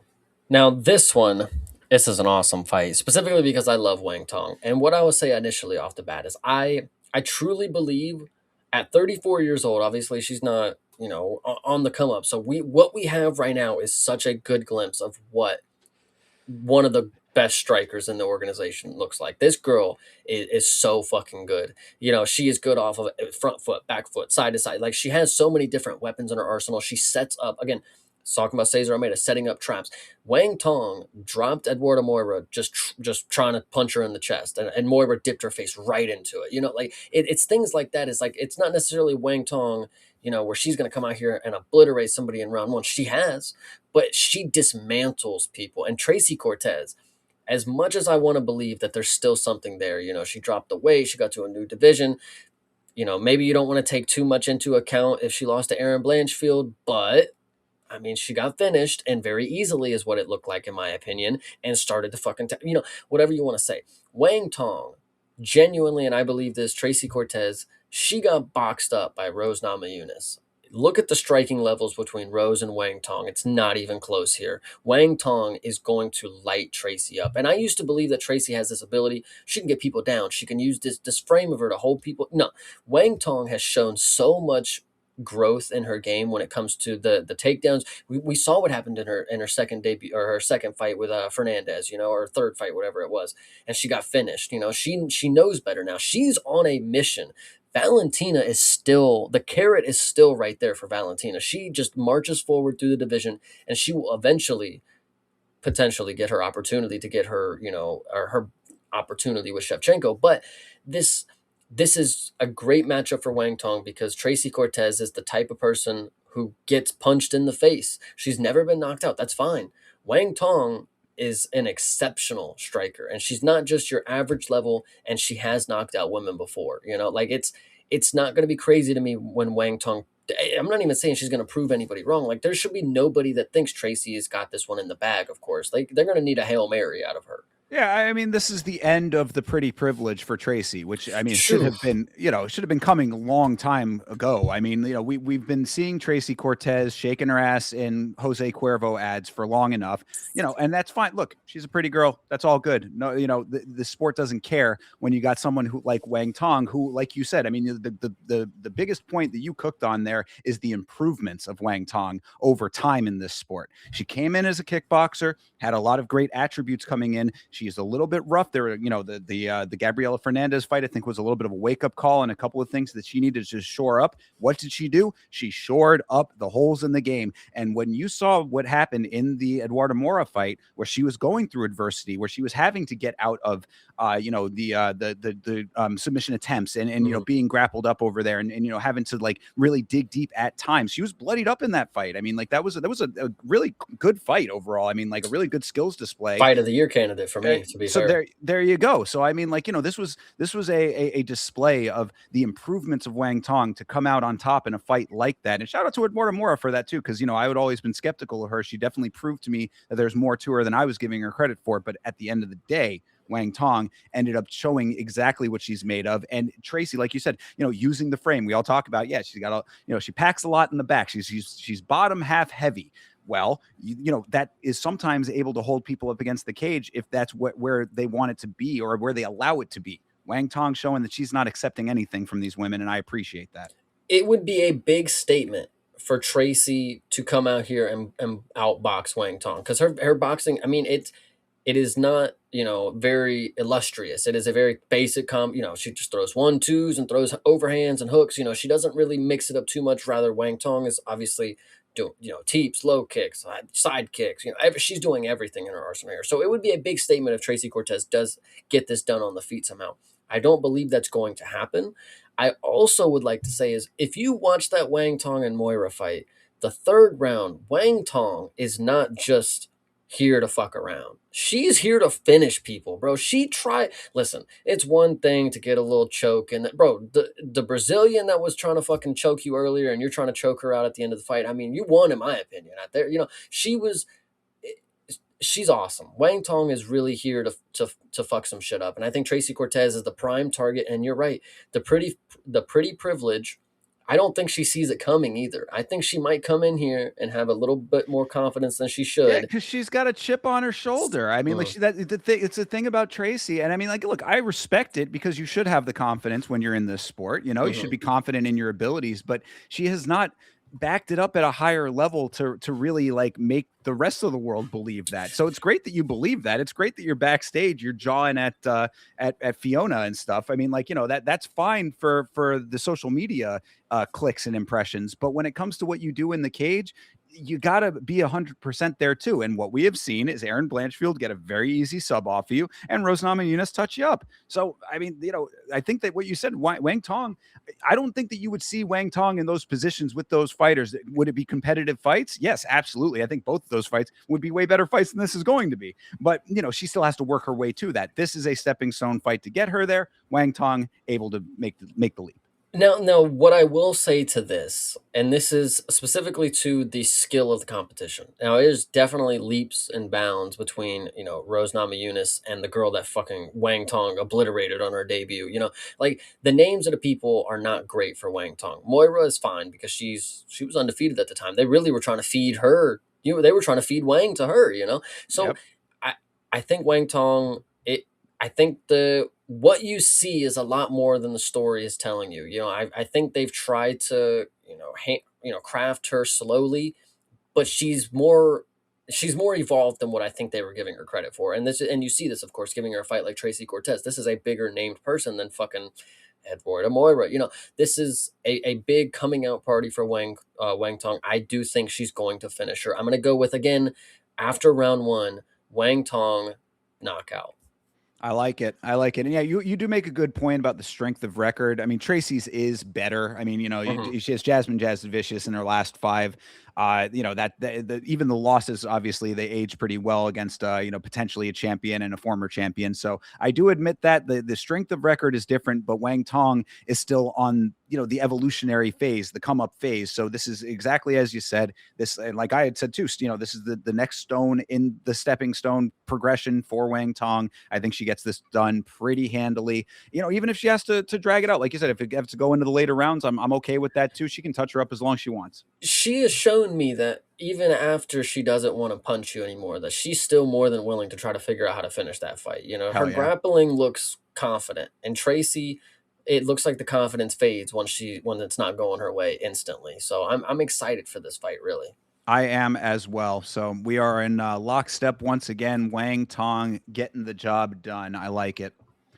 All right, moving on to the prelims. And before we do, of course, shout out to the chat. You guys are awesome for hanging with us. Hydra is here. Appreciate you, brother. We already shouted you out, but shout out one more time to Carlos. Appreciate you as well. Maniac coming in. Love to see you in the chat, brother. Appreciate you. And of course, the GOAT CTE. You guys are awesome. Absolutely. And next up on the docket here is Luke Riley, and he is fighting Kai Kamaka III. Riley is 13-0. He is 2-0 in the UFC. His wins are over Michael Aswell Jr. by unanimous decision and Bogdan Grad by knockout. He has 9 wins by knockout. He has never been knocked out. 0 wins by submission, and he has never been submitted himself. He is, of course, a Cage Warriors prospect standout. Kamaka III is 18-7-1. He is 1-0 in this stint in the UFC. His win is over Dakota Hope by split decision. He has 3 wins by knockout. He has been knocked out twice. He has 1 win by submission. He has never been submitted. This dude, Kamaka III, has been around. He fought in a few random promotions, then went to Bellator, 1 fight in LFA. First UFC stint did not go great for him. Bellator again into the PFL merger, then Tough Enough, and now back in UFC. This one, I think this one is actually really cool because Luke Riley, as little as we know about him, of course, like he's very methodical in there. He's a tactical fighter. You know, he doesn't necessarily go in there and start you in round one. It takes a moment for him to build a game plan, and then he really unloads, kind of deal. Right when it's needed, he really does his good thing. But Kamaka, you know, UFC debut or second stint debut, whatever you want to say, really impressed me. Now it was against also somebody who was on their debut, but it didn't necessarily need to be anything other than that. You know, the where they were at in their career didn't really mean anything at that point. What you saw, 2 dudes who had cardio on short notice, mind you. I'm pretty sure that fight was just thrown to fucking together. I don't even know. But, you know, you had cardio, you had volume, you had toughness. I mean, Kai Kamaka, when it came to striking, he showed me a lot of things that a lot of people take multiple fights to be able to showcase. I'm not necessarily going to say that this dude's going to come out here and whoop Luke Riley, but he did show that he is very, very tough. He will walk forward and give a fight to you. Luke Riley, I think he's got he's got one of these looks that's very unassuming because he is a dude that will stand and bang. You know, I really appreciate that he is not.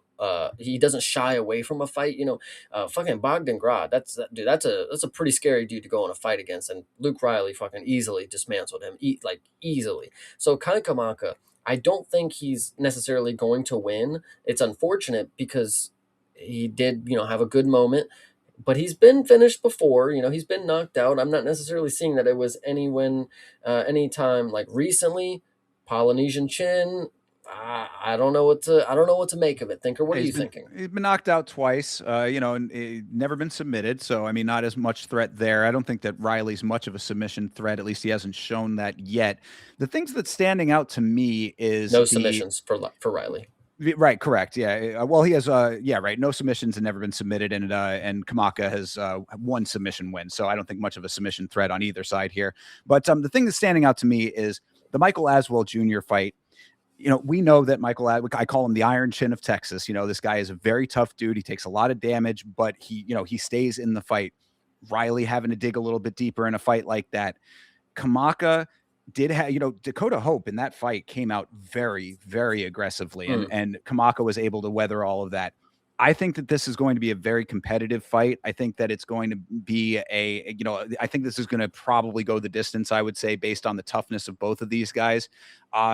I think that Riley probably ends up getting the nod at the end of the day because Kamaka, I mean, it was a pretty close fight with Dakota Hope, if you recall. I mean, he very arguably lost. I mean, it was a split. It was really close. Let me just say that. Exactly. I mean, it really, could have gone either way. Very razor thin as far as the decision goes.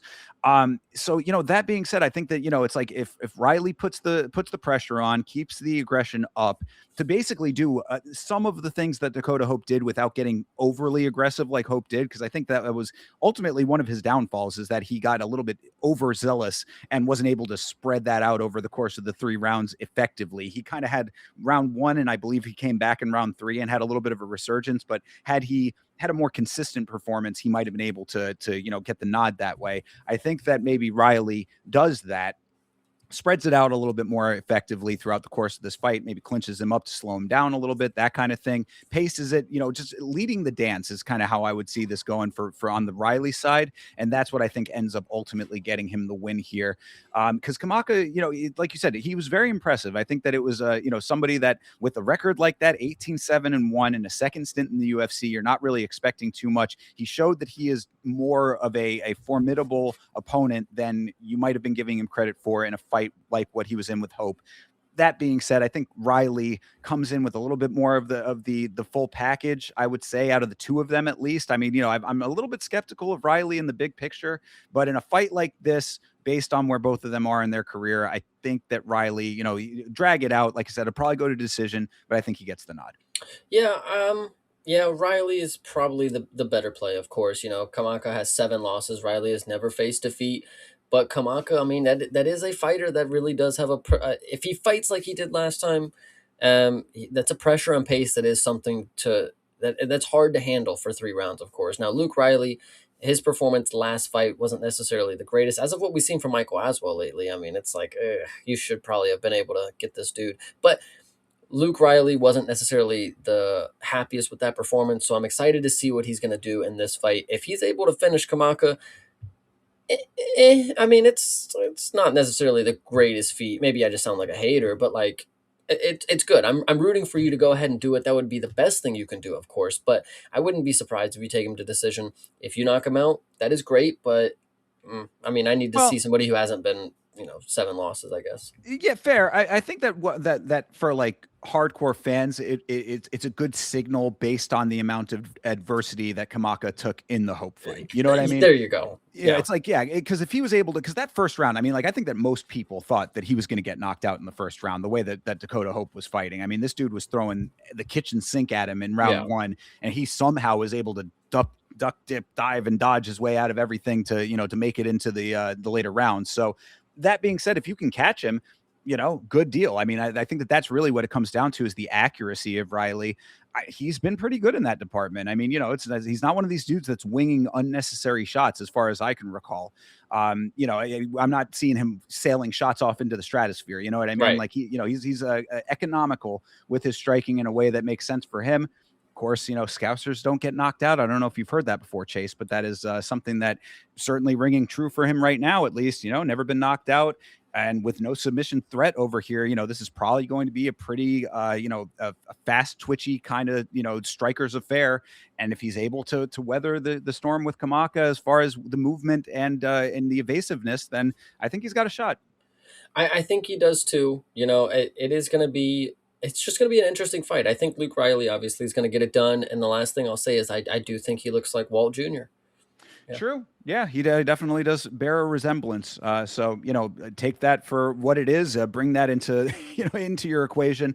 So you going with Riley then? I'm going with Luke Riley. Yes. All right. So am I. I'm going Luke Riley by decision, I believe, and a knockout would be a cherry on top. Yes, absolutely. I like it. All right, good deal. Well, let's move on to the next one then. Of course, this is Cody Garbrandt. You were talking about him earlier. He is fighting Adrian Yanez. Cody Garbrandt is 15-7. He is 3-2 in his last 5. His wins are over Zhao Long and Trevin Jones by unanimous decision, Brian Kelleher by knockout. His losses are to Hani Barcelos by unanimous decision and Davison Figueiredo by submission. 11 wins by knockout, knocked out 4 times for Cody Garbrandt, 0 wins by submission, and he has been submitted 1 time. Yanez is 17-6-1. He is 1-3-1 in his last 5. His win is over Vinicius Salvador by knockout. His losses are to Daniel Marcos by split decision, Jonathan Martinez and Rob Font, both by knockout. His draw was with Ricky Simone, and we don't have to relitigate that, but you know how upset that fight made me. He has 11 wins by knockout. He has been knocked out twice. He has 2 wins by submission and has never been submitted. Well, this fight, you guys know exactly what you're going to get out of it. These are 2 dudes that are going to scrap. I mean, from what I've seen in the last fight with Yanez, he seems like he's pretty game for a striking affair. Cody Garbrandt, say what you will about his chin and where he's at in his career. Obviously, I talked about from Saturday. I saw him at the height of his career, right before he gets the belt. This is a ways after, unfortunately. But he has never shied away from a battle. He goes in there and he does strike with people. And whether or not he's quick enough to get out of the way, that's a different story. Yanez did seem like a pretty good scrapper, and I think this will be a really good fight. I think this will be one of those dust cloud performances that it's going to be hard to score, but the scoring's not going to matter because Yanez is probably going to knock Cody Garbrandt out. I mean, what he did to Simone in the 3rd round, people are talking about 10-8 just because of 1 drop. That's incorrect, but he did drop him at the fucking bell. You know, I mean, the power was there at the end. So if Cody Garbrandt gets checked at any point in this fight, I think Yanez is going to, because you know how Cody Garbrandt fights. He's going to try to do his fucking thing. He's going to try to use the force. And, you know, he's going to get chinned. I hate to say it. Like, that's just the way that I'm seeing it. Cody Garbrandt consistently showcases some of the most baffling fight IQ that you see in the UFC. It's unfortunate because I do believe that there is raw talent there. And I think that there is a better fighter underneath all of that technically. I think that he is a technically proficient fighter when he's not making some of the dumbest decisions that you see a fighter make. You go back to the Hani Barcelos fight. There were so many times in that fight that I was like, why are you choosing to do the things that you are doing right now? You know, it's just like you're watching Cody Garbrandt and you can see like the speed is always there. He's such a fast striker. He's light on his feet.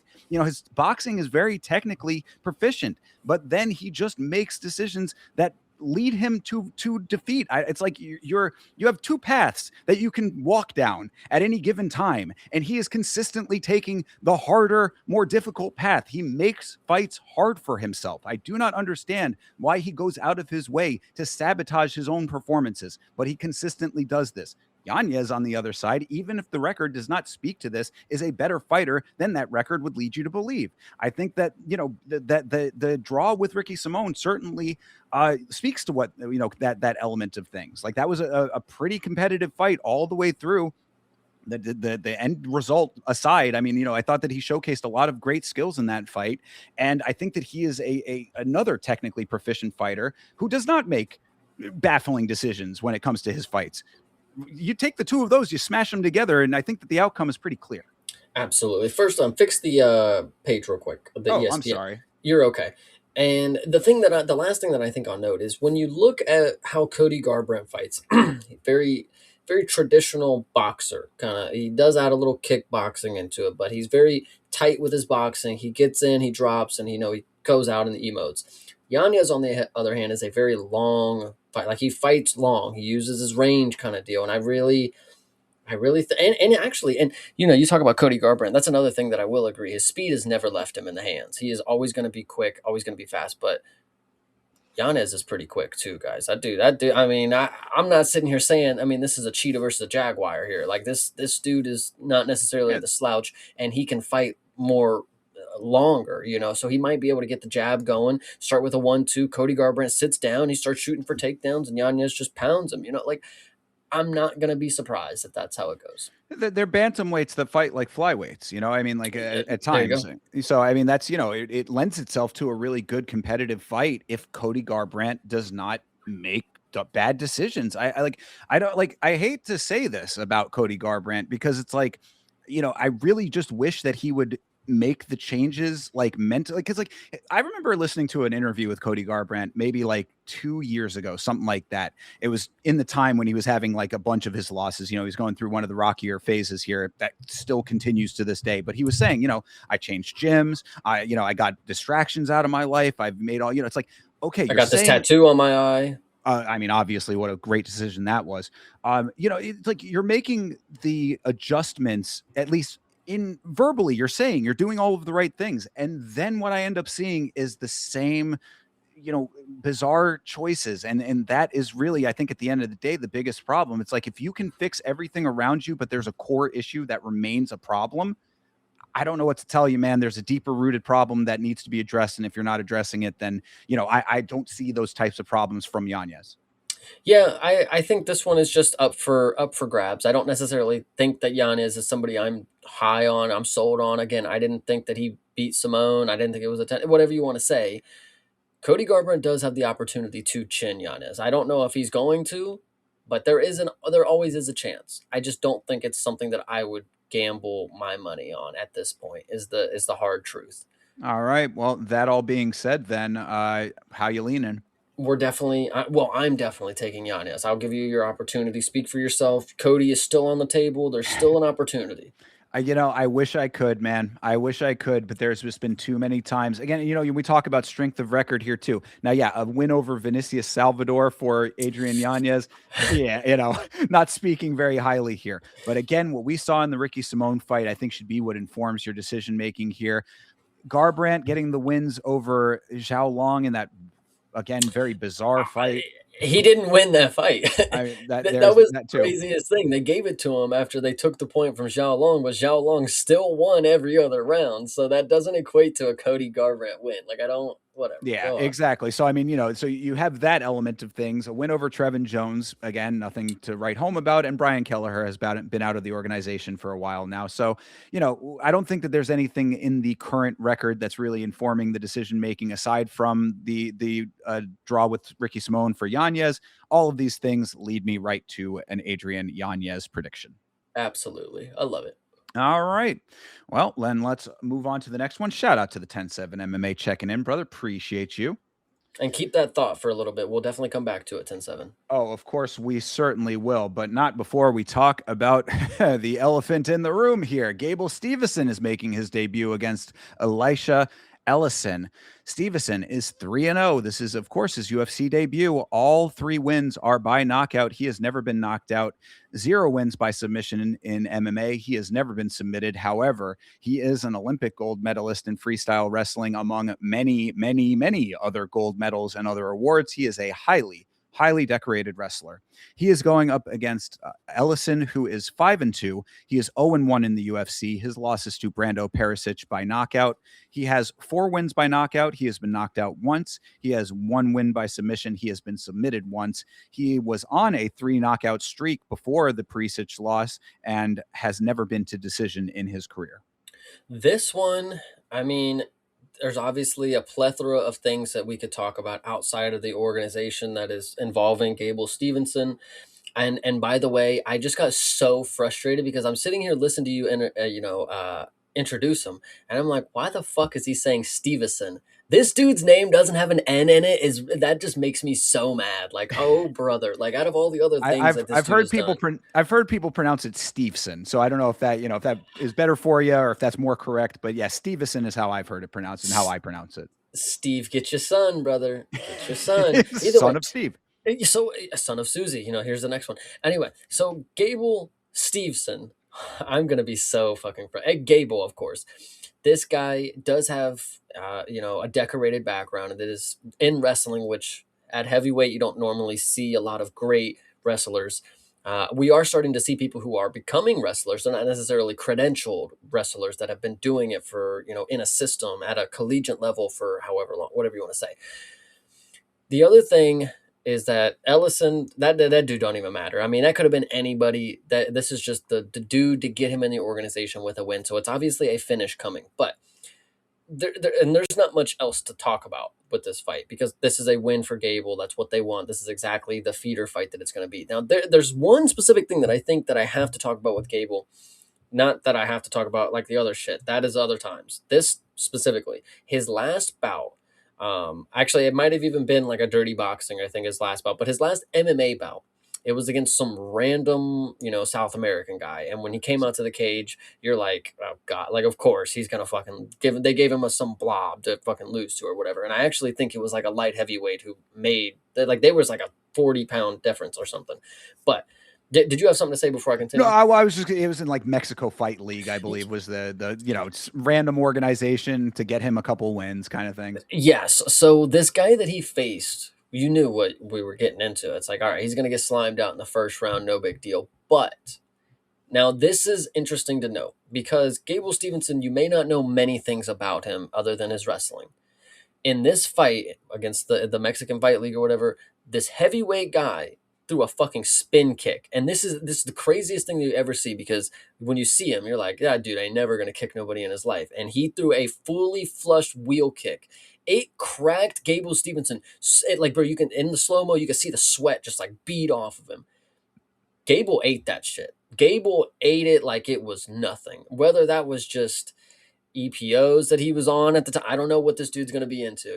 He's obviously done some heinous things before. It's not above me. He's literally with the pictogram guy. That's his coach. Like, so the point is, he ate a flush wheel kick straight to his fucking jaw, and it did not move him at all. And that spoke to me as okay, he is going to be able to take a punch. I mean, if that kick, brother, I can't tell you a harder thing to get impacted on your face other than the heel and a full fucking rotation of the body. Like, I mean, I can't get over how crazy it was to see this guy throw this fucking kick and it land. Like, imagine where Gable would have been had he just got flatlined in the Mexico Fight League by a spinning wheel kick from a random nobody.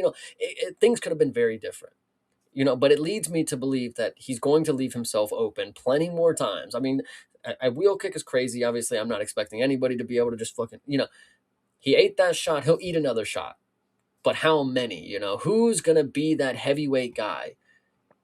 Shamil Gaziev can knock people out, guys. I'm not saying he's the greatest and he might get taken down, but he does have that I can just hit you with a straight right hand and you fall down type of shot. Is Gable going to test his chin later in his career? This one doesn't even matter. The point is he going to continue to trust his ability to take shots? I think it's good for him as a fighter because you definitely need to be able to. Look at Hokit. He went in there with the confidence that he's going to take all these shots and do this. Gable, though, one day, bro, that wheel kick would have knocked you out, and somebody's going to be able to land a shot that can do just that. It's not necessarily all about the power, precision, accuracy, whatever. Somebody's going to be able to land these shots. That wheel kick was crazy, and for right now, I will believe that he's got a chin against fucking Elijah Ellison. So. Yeah. I mean, this is, exactly as you said, a way to get him in the organization. It's unfortunate for that reason because I think that this is going to be one of those performances that is going to give people who are not as keyed in, who did not see that sloppy ass performance in Mexico for Steveson. I mean, like, I think it's going to give them the impression that he, is the next up. And now maybe if he showcases some of this freestyle wrestling that he is so credentialed in, there's a little bit more to bite on with that. But all of his wins are by knockout. He is trying to build himself up as a dude who has the wrestling in the back pocket if he needs it, but he's got knockout power. If you've watched Steveson striking, he is sloppy. This guy is not he's not a technically amazing striker. I mean, like he gets the job done, obviously, against Cans. He probably is going to get the job done against Ellison.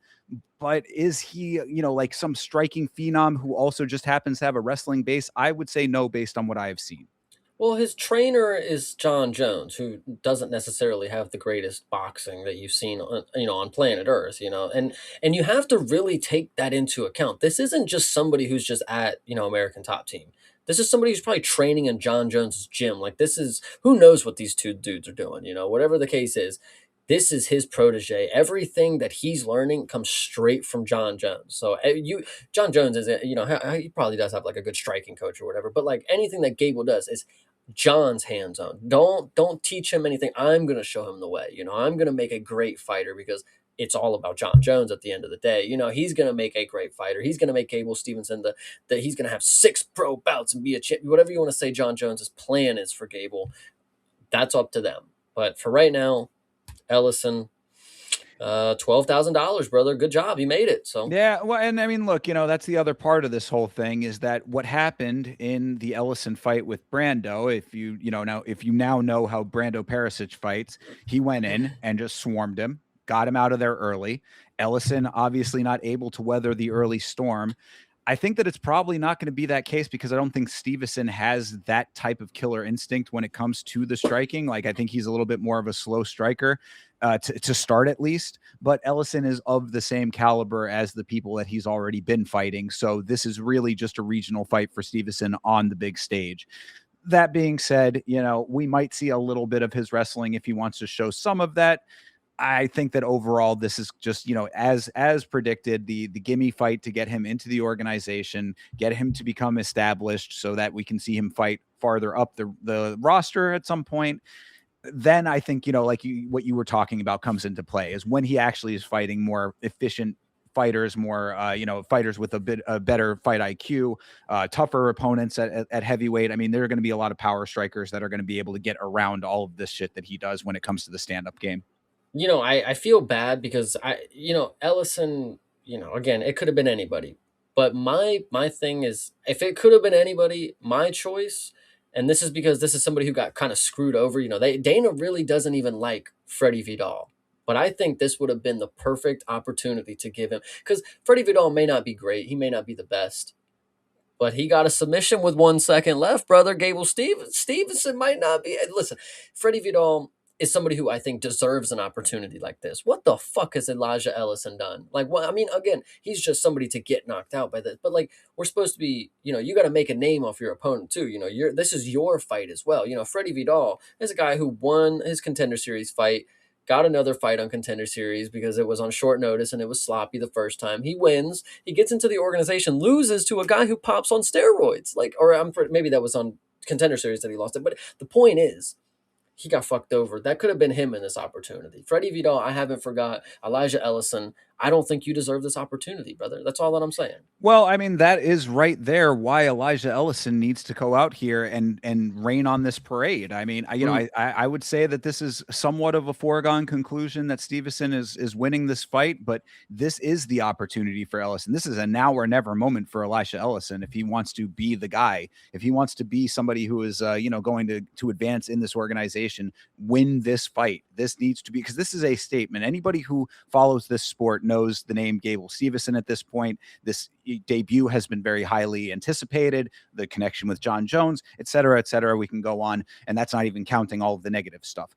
That being said, this is the opportunity for Elisha Ellison to show that this guy Steveson is not who they claim he is, that this is a fraud check waiting to happen, and all of those types of things. That is your imperative in this fight, Mr. Ellison. This is your mission. If you choose to accept it, will he be able to pull that off? That is the question. I really just, Elijah Ellison, I'm not saying he is the guy to do this, but Hokit is a good example of somebody who potentially could do this. Gable Steveson, you guys got to remember, this guy couldn't make it in the WWE. Like, punk this dude out, bro. He wanted to do the fake shit. Like, what are we talking about? Like, he tried the fake shit first and he wasn't up for it. Now he can do this, and he's getting some wins against some cans, against people that he obviously rightfully should be beating with his credentials kind of deal. Not necessarily doing it with his wrestling, but he's beating people that are not great. Punk this dude the fuck out, bro, especially what you know about his past. Like, bro, I'm not saying throw it all on the front of the page, but like, brother, if you know this dude is a fucking heinous criminal, go in there and whoop this dude's ass for all of us. Like, come on. I mean, that's the only potential silver lining, is that down the line we're going to get an actual trash talker to come in here and utilize all of the multiple pieces of ammunition that you have against Steveson for the pre-fight lead up and all of that. I don't know if that's going to happen here, but you are right. I mean, this is potentially something that you can make a real statement with if you beat this guy, with all of the hype on one side, the negativity on the other side, all of the things that and potentially think could be the case with Steveson. This is the opportunity to do just that, to punk him the fuck out. So if you have that in you, then make it happen. The problem is what I said earlier. I think that Ellison is sadly of the same caliber of fighter that Steveson has already been facing on the regional circuit. That does not lend itself to this being that time. Yeah, absolutely. Yep. Gable Steveson, probably round 1 KO. I mean, yeah. Hate to say it. And, maybe with the little bit of UFC experience that Ellison has had, he made some adjustments and can get it a little bit later in the fight. But, again, the wrestling in the back pocket, which I always think is a little bit of a cop-out card to play, when it comes to like the fighter stats and all that. With Steveson, it does check out. I mean, the guy is about as credentialed as you can possibly get when it comes to freestyle wrestling. I would say that if he does have to panic shoot at any time, or, decides that he wants to level change, it's going to be a big problem for Ellison and anyone else at heavyweight. So there's a lot of factors at play besides the knockout power and the striking. It makes him a formidable opponent, even with it being his debut. Absolutely. All right. So that being said, you taking Gable? I'm definitely taking Gable. Unfortunately, as much as I dislike a lot of things that has been surrounding his image. Yeah, indeed. Search Gable Steveson loophole if you want more information about all of that. Yep. Anyway, let's move on to the next fight. I am also taking Gable, by the way. Gotcha. All right, next fight. This is our featured prelim here, and of course, this is an interesting one. This is Nikita Krylov, and he is facing Robert Whitaker. Of course, Robert Whitaker making his debut at light heavyweight in this fight. Krylov is 31-11. He is 3-2 in his last 5. His wins are over Modestas Bukauskas by knockout, Ryan Spann by submission, and Volkan Oezdemir by unanimous decision. His losses are to Bogdan Guskov and Dominic Reyes, both by knockout. 13 wins by knockout. He has been knocked out 3 times. He has 16 submission wins. He has been submitted 6 times. Robert Whittaker is 27-9. He is 2-3 in his last 5. His wins are over Ikram Aliskirov by knockout and Paulo Costa by unanimous decision. His losses are to Rainier de Ritter by split decision, Khamzat Chimaev by submission, and Dricus du Plessis by knockout. He has 11 wins by knockout. He has been knocked out 3 times. He has 5 wins by submission. He has been submitted twice. And as I said, this is his light heavyweight debut. This one is interesting. Of course, Bobby Knuckles moving up is always going to be something, that stands out as people moving weight classes and things like that. Nikita Krylov is notably somebody that when I first saw him against Dominic Reyes, I said, this dude clearly is not it. I mean, he's been around for so long and he just walked straight into a 1-2 of a dude who only throws 1-2s, like it really did speak to me like, what the fuck am I seeing here? Okay, next fight. Gushkov, same thing, beats him up, finishes him. Cool. I'm thinking this Krylov dude's not very good. Well, he comes into the Modestas Bukauskas fight, and as you guys know, I don't think that guy was ever it. I've tried to believe, I tried to have hope, but Krylov being the guy to finish him makes so much sense. It makes so much sense. Like, that is how bottom of the barrel you actually showed yourself to be. Anybody can have a bad night, but if you have a bad night against somebody who always has bad nights, I don't know what to fucking tell you there. So coming into this fight, initially what I want to think is that Krylov and Rainier de Ritter have like the exact same build and like style. Like, it's walk forward, smash elbows and knees, just get your hands on him kind of deal. Robert Whittaker was able to, keep the fight at his range with RDR. He didn't necessarily have the greatest. He knocked him down, and that's where I'm getting to, of course. But he was losing the fight on the feet. RDR was just walking through him. Bobby Knuckles was trying. He was keeping his distance, and it not necessarily going the way that it should have. And then he gets the big drop, and then, it is what it is. Krylov is still susceptible to that same type of thing. The interesting thing about Krylov is that, yes, he's only been finished 3 times. 1 time was his UFC debut. The other 2 times were the last 2 performances before his last win. But knocked out 3 times. Yes. Correct. Yeah, Krylov. And Right. so he's not necessarily susceptible as of his entire career, but in his last 3 bouts, he's been knocked out 2 of the 3 times of his whole career. So Robert Whittaker coming in here, I don't think this is to just show up and get a check and just be out. This is not him just chilling on the couch and ready to get paid. This is a decision by him and his team to go move up. We're going to have an idea of what we want to accomplish. There's matchups here that we could definitely make something happen with. Krylov is the first step to establish yourself as that light heavyweight fighter. Paulo Costa, he had to establish himself as the light heavyweight, version of himself. Robert Whittaker, that shot that he landed on RDR, he waited, and then he just went with the overhand right when RDR came in with a knee. I could totally see Nikita Krylov trying to throw this fucking blind knee, hands down, trying to grab a hold of him, and just gets chinned, and I'm not saying it's the best pick of the night, but I want to believe that Robert Whittaker can do something if he sets his mind to it, because he is one of the greater guys that we've had to never hold gold, right? He was never the interim. Yeah, right. There we go. Absolutely. No, I mean, look, all of the things that you are saying speak very right to the heart of Thinker St. James here, because Robert Whittaker is one of my all-time favorites. I think he's one of the great guys of this sport, and in his heyday was one of the best. But big but on this one for 2 reasons. One, you say about his preparation for this fight. I will never forget. It's just one of those things that unfortunately sticks out in my mind. I will never forget the lead up to the Khamzat Chimaev fight, where he said, we are specifically training for everything that Khamzat brings to this fight. I know that you can train, and Khamzat's going to do what he wants to do anyway. DDP said the same thing too. Like, let's, I get fair, continue. Fair. I mean, all fair, but my point in saying it is that you can train for a specific thing and it still not go your way. And that is, potentially what we have here, training to be the next guy at light heavyweight. I mean, at 35 years old, making the move up, I don't know. And now granted, Krylov has been knocked out recently, as you're saying. This could be a big difference there as well.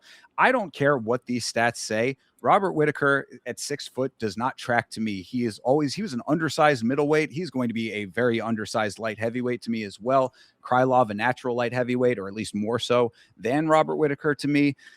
I don't know, man. I hate that this is happening because I never thought that this was a good idea when I first heard it being floated. I did not think Robert Whitaker at light heavyweight was a good idea. Now we are seeing it actually happen here. Krylov, I think, is the perfect matchup for him to enter this division.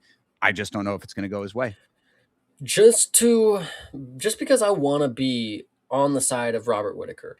Because listen, you can train for Hamzat all you want. He'll get the takedown. He'll take you down. He took Strickland down in that first round, and he got his arm around his neck. Whatever you want to say. Strickland had the game plan to play the long haul, and then obviously Hamzat just decided not to fucking take him down in the second. That's a different story. Same thing with DDP, taken down in the first round. The choke was in, but they were just able to not get submitted to it, kind of deal.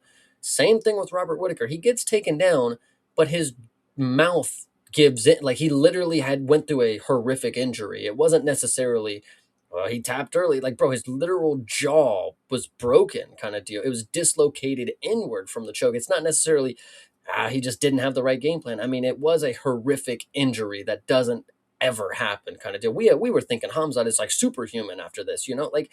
Well, I mean, you're still speaking to the same point, though, is that it doesn't matter how much you train for a specific thing; things will happen that you are not anticipating, and or you might you can train all you want for one specific thing, and even that might not be enough. Is all I'm saying. And I don't want to believe it about Robert Whitaker. I'm not trying to be a hater here.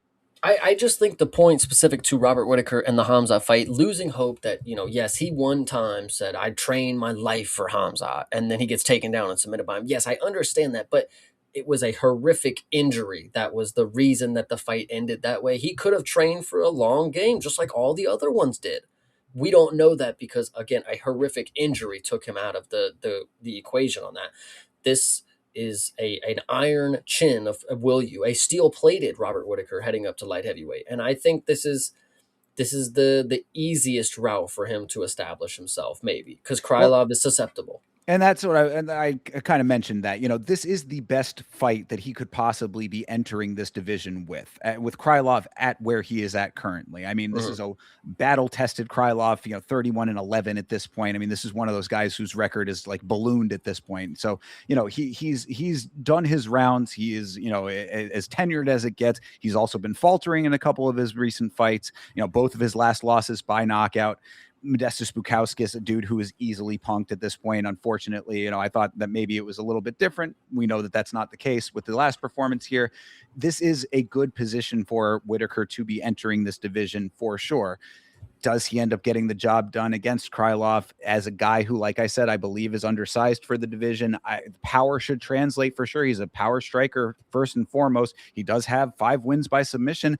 This is a dude who has been submitted 6 times, Nikita Krylov. I mean, there's potential there. Maybe if he can club and sub him. I mean, there are, like, when we talk about paths to victory, I certainly see them for Robert Whitaker here. But I also see all of the other elements that make this a very interesting fight, of course, but also give me pause. Yeah, absolutely. It's interesting. This is definitely an interesting situation. I'm gonna believe in Robert Whitaker over Nikita Krylov because from what I've seen, it goes to what you said about Cody Garbrandt. Just bad decisions. This guy, whether they were good decisions in his heyday because he could take the offense that they give and he could just muscle his way through everything.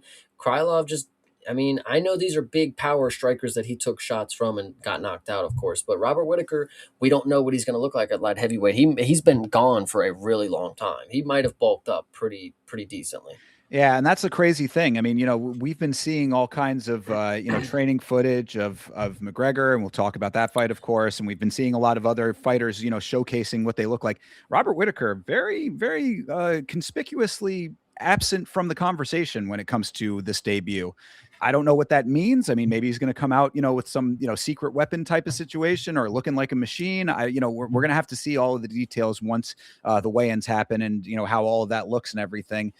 I want to believe in Robert Whitaker as well. I do think that if there's going to be a win at light heavyweight, this should be the fight for it. So I'm going to go with Robert Whitaker as well in this fight, but I am going with all of what I said. And if this does not go his way, I'm going to really be kicking myself because I had said, again, when this was announced, I said that this was a bad idea. I did not like this move up. I think that, the size is going to be an issue here. I think if he can catch Nikita Krylov the same way that Dominic Reyes did. Obviously, Krylov left his chin open enough to be caught by him. Whitaker still probably fast enough to find that shot.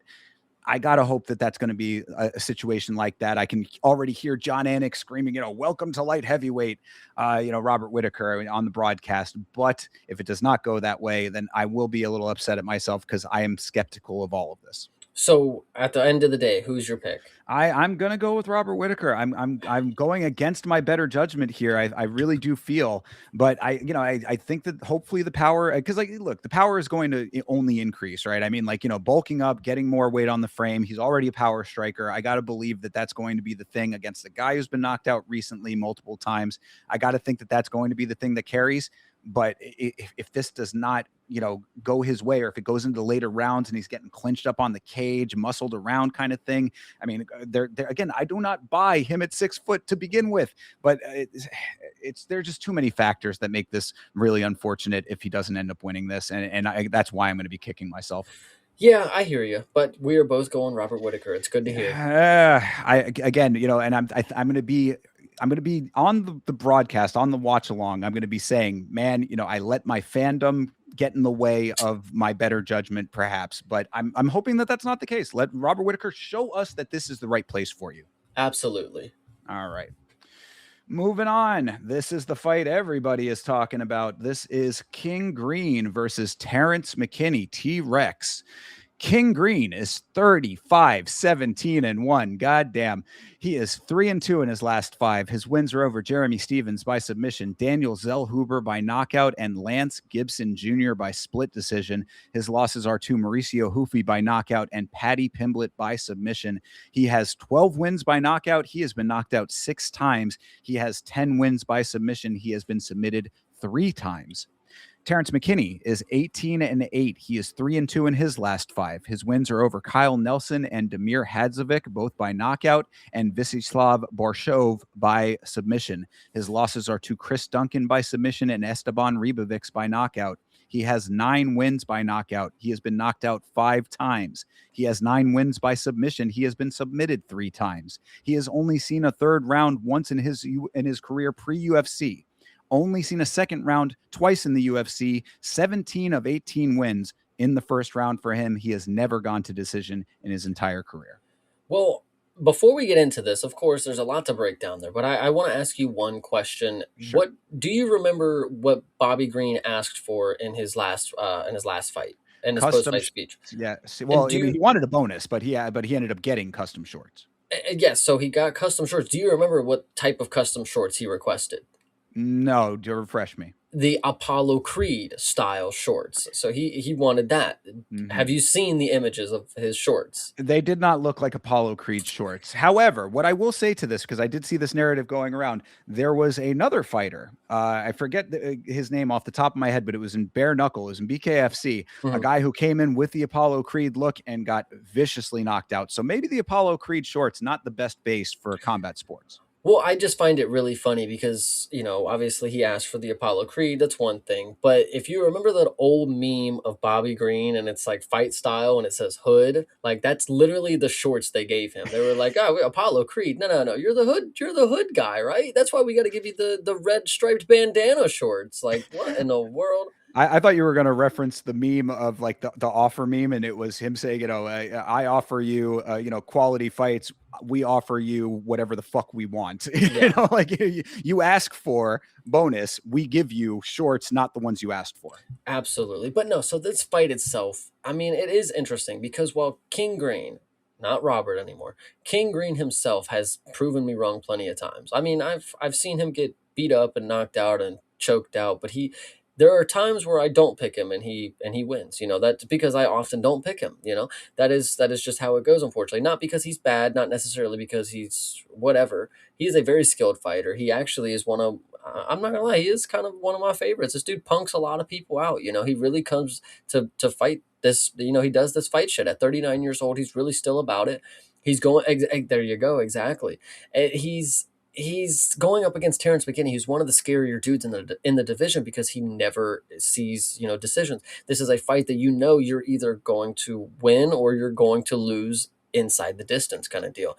And the thing that I think is interesting about King Green is people who are not necessarily as quick of finishers. You have somebody like Paddy Pimblett, who is a finisher, but first round submission. Okay, all right, we're cooking here. That was pretty quick. Mauricio Hoofy, I mean, he got to a couple rounds with some other people, but first round with Bobby Green, Terrence McKinney is the king of first rounds. I mean, how is he not going to do it if the other people are doing it who aren't first round phenoms normally? He is. I mean, this is like Manuel Torres all over again. I mean, everybody.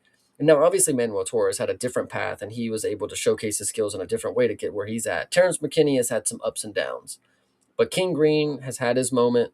We've seen him lose. We've seen him win. If you want to pick him, I don't blame you. If you're a fan of Bobby Green, go ahead. But Terrence McKinney, that's my guy, man. I'm a root for him, whether or not that last fight was a little bogus with Kyle Nelson or not. So, This is about as tough as it comes when it comes to predicting for me, and I'll tell you why. Every time in recent memory that I have picked against King Green, he has ended up pulling out the win. I mean, this is a dude who, I think he's like constantly overcoming the odds, and like, then you end up seeing these knockouts that are vicious sometimes on the other side. So it's like up and down. But Terrence McKinney, same boat. I mean, dude got submitted by Chris Duncan. It's like that fight ended up being more competitive early on than I think that the people were anticipating it being. This is like, two trains running at each other, and who's going to be the stronger chassis or whatever. You know what I mean? Like, who's going to have the stronger infrastructure. God, again, this is like really a coin flip to me based on the way that both these guys fight. I think that the only reason that I am going to go to ride with King Green in this fight is because I believe that he is going to have a better method of dealing with the pressure from Terrence McKinney than some of these other fighters have.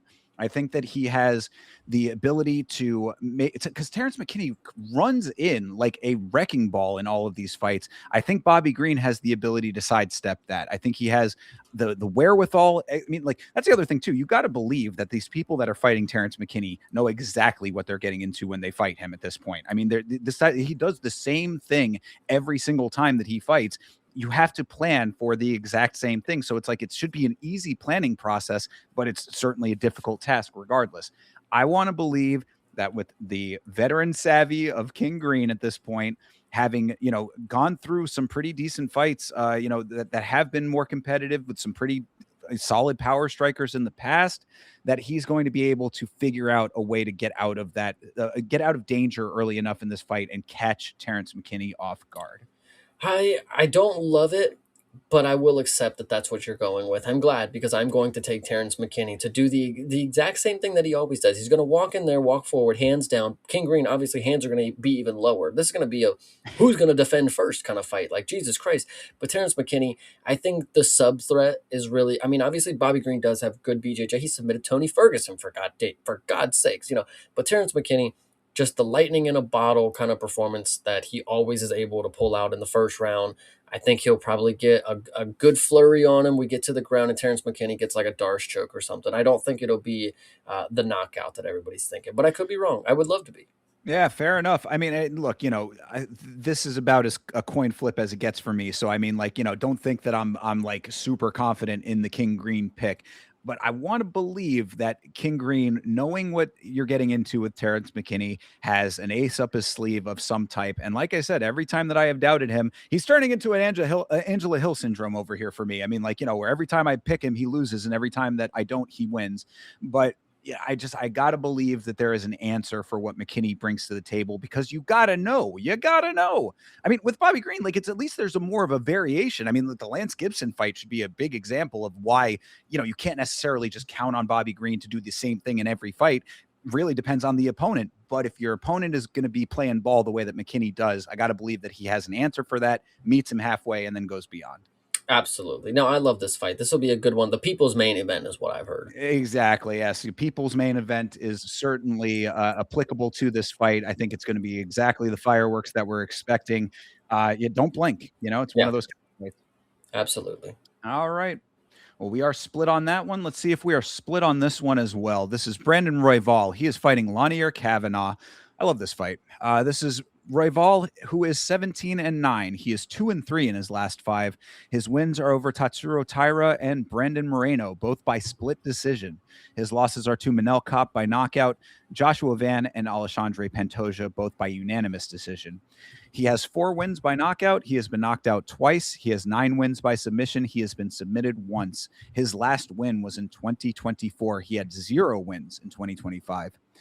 Lanier Kavanaugh is 10-1. He is 3-1 in the UFC after a win on the Contender Series by knockout.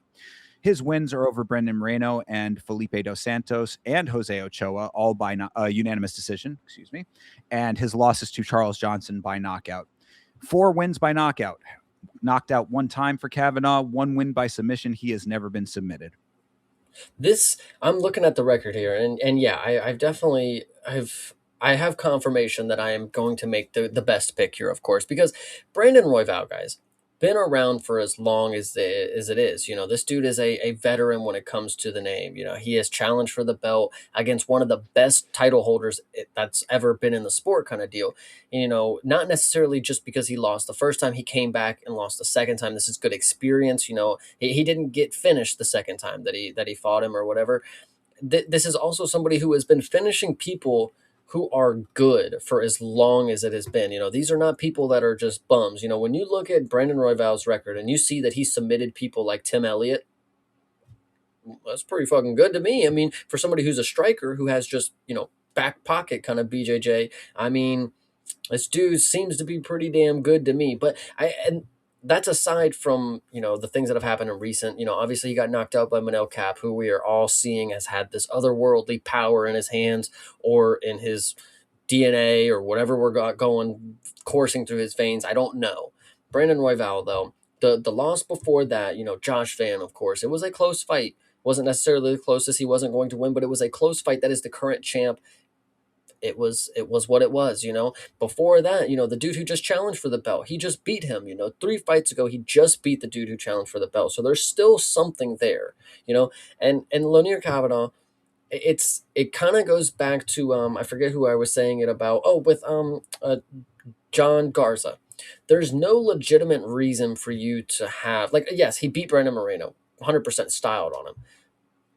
But for some reason, I don't buy into that yet. There was something up with Moreno. There was something in the air that night. I just can't believe that was him. So Lonnie, excuse me. If you beat Brandon Moreno, I don't care how you do it. If you beat him, I listen. I'm a fan, but you have to get through certain people that make me understand that you are going to be somewhere else. Brandon Royval, if you get through him, that's pretty damn good. But the thing is Brandon Royval is a tough customer. He's got the hands on the feet. He's got a very unique style on the feet is actually where it comes down to. He throws a lot of interesting strikes. He throws, the knee up and then he jabs right after. It's unique, but the grappling is where I think it's going to be interesting. Kavanaugh obviously has the power. Everybody faces people who have power. That again, Brandon Royval has been doing it for a lifetime. Manel Cap caught him. We won't worry about that just yet because he's still 33 years old. This isn't like a cry for help situation. Brandon Royval could make you guys remember that flyweight is very, very competitive, and that Brandon Moreno might have just had an off night or something. So that's really how I felt about that fight. I was very confident in Brandon Moreno in that one, and I very distinctly remember watching that fight in disbelief at how he was fighting. I think he allowed a lot of things to happen in that fight that I was not expecting him to allow. I got to believe that Brandon Royval does not allow those same things. And I think that you're exactly correct that the grappling is going to be the big decider here. Fight of the year contender with Tatsuro Taira, who, just had another fight of the year contender with Joshua Van. Obviously Taira is a phenom in the grappling department, and Brandon Royval was able to eke out the split decision win over him. Close fight, of course. I don't think that Kavanaugh brings that same level of proficiency on the ground, at least not yet, and not in his career just yet. I really think that a lot of what you said tracks when it comes to Royval, and it is kind of a situation like exactly what you're saying. Like people forget very quickly after you've been knocked out by Manel Kopp and lose to Alessandro Pantoja, the former champion, and Joshua Van, the current champion. But those are like those losses age tremendously well based on the level of where those people are at in the division. Yeah. I mean, Brandon Moreno, he, beat Kavanaugh beat Brandon Moreno, but Royval also beat Brandon Moreno. That was a split decision there too. That was back when Moreno was still fighting more like himself.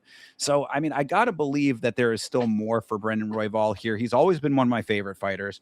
He's a dog, Raw Dog is the exact right nickname for him.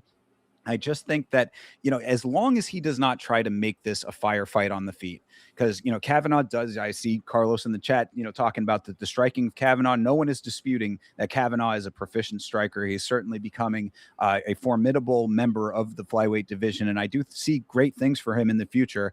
I think that this is going to be one of those losses that he learns from kind of thing. I think that he's going to end up being better after this fight, regardless of the outcome. But I got to ride with Brandon Royval on this one, man. I mean, he's done too much for me to not believe.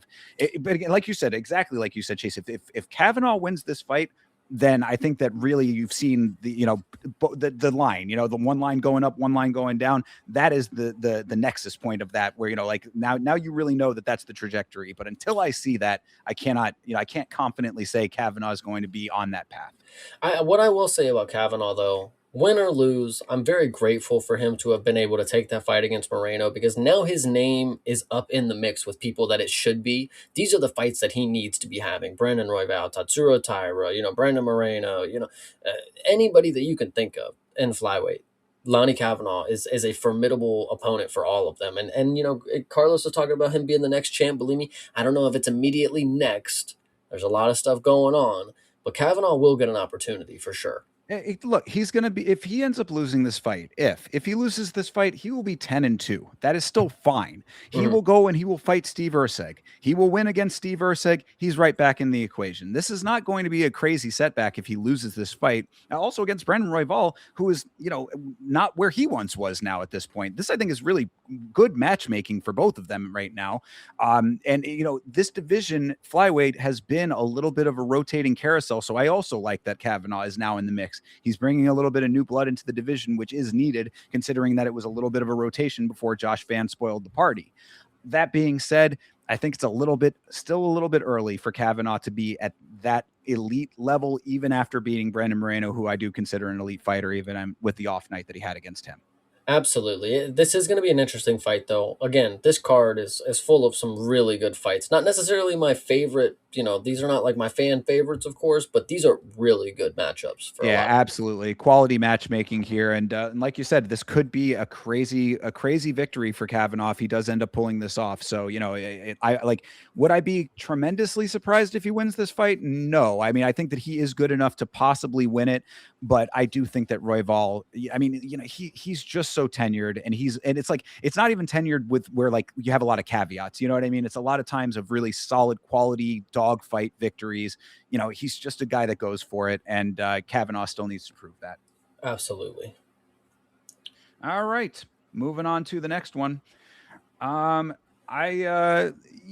let me get myself together here. All right, there we go. Corey Sandhagen is fighting Mario Bautista. Sandhagen is 18-6. He is 3-2 in his last 5. His wins are over Davison Figueiredo by TKO, Rob Font by unanimous decision, and Marlon Chito Vera by split decision. His losses are to Umar Nurmagomedov and Merab Dvalishvili, both by unanimous decision. He has 8 wins by knockout. He has never been knocked out. 3 wins by submission. He has been submitted 1 time. Aside from Umar, he has only lost in the UFC to former or current champions, lost to Jamal Emmers 1 time in LFA. Bautista is 17-3. He is 4-1 in his last 5. His wins are over Vinicius Oliveira by sub, Patchy Mix and Ricky Simone, both by unanimous decision, and Jose Aldo by split decision. His loss is to Umar Nurmagomedov by unanimous decision. He has 3 wins by knockout. He has been knocked out once. He has 7 wins by submission. He has been submitted once.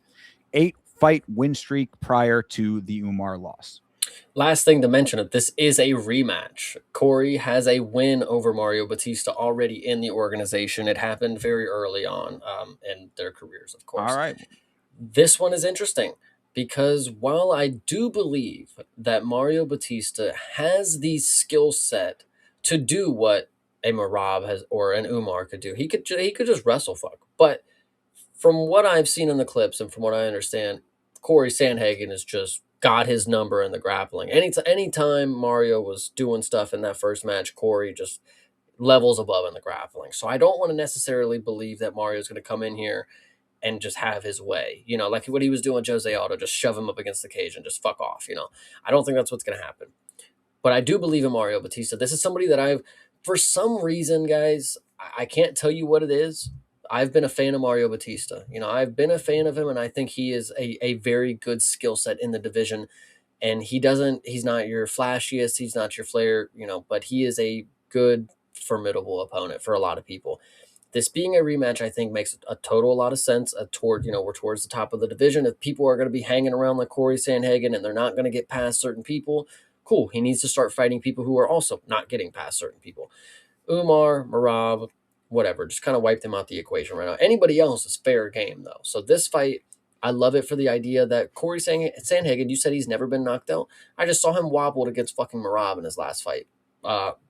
You better never think that he's safe, because Mario Batista's got hands. And I know it didn't happen before, but Corey Sandhagen, you could be, what is this, 24 pro fights and you've never been knocked out? I think you might have a little more confidence going into each fight. Like, nobody's ever done it, I don't have to, but Corey's a smart guy. I always hear that he's like the fucking MMA IQ god. I don't know. He's annoying to me. But Mario Batista, I can tell you this. He'll put some hands on him. I'm thinking if Merab can get you guessing enough that he could wobble you with the strikes, in the rematch, it's not going to go the same way. Mario Batista, he's felt it. He knows what I'm going Mario Batista, guys, because one, I could never go Corey Sandhagen at this point. He really annoys me. He's not necessarily as good as everybody thinks he is, in my opinion. But Mario Batista is somebody that I think is earning his opportunity, not fucking whatever the hell Corey's got over here with his YouTube channel. So yeah, I mean, I think that Bautista's biggest, like the biggest gripe that people have with him is that he's a boring fighter to a lot of people. I mean, I think that really is, and a lot of people hate him. And what's Corey? Well, I mean, Corey is a little bit more versatile, but the problem with Corey Sandhagen is that I've seen him not do, like, I don't want, talk about the fight IQ, and I'm not saying that he has a low fight IQ. Quite the opposite, of course. But I have seen him make questionable decisions when it comes to certain fights. And I go back, I've referenced this before, but I think it's applicable here too. I go back to the Umar fight. He was doing everything right in that fight to get out of the things that the traps that Umar sets. He was getting out of all of them, but not backfilling it with the striking that he needed to. I think that things like that translate. I mean, I don't think that Bautista fights like Umar necessarily, and obviously Umar beat him. But I think that those types of holes in like the style that he brings to any one fight do somewhat translate here. I think that Sandhagen thinking that he can get creative with Bautista. Bautista is a dude who is just a solid baseline fighter. I mean, he's got all of the the stat bar in the video game. They're all just even for him as far as I'm concerned. He's he's just solid in all areas. Like, he's like the standard issue fighter that you can go to some of the other players in the game and maybe they have the the stats are different. He's got all of them down the line even. And I think that base translates well here.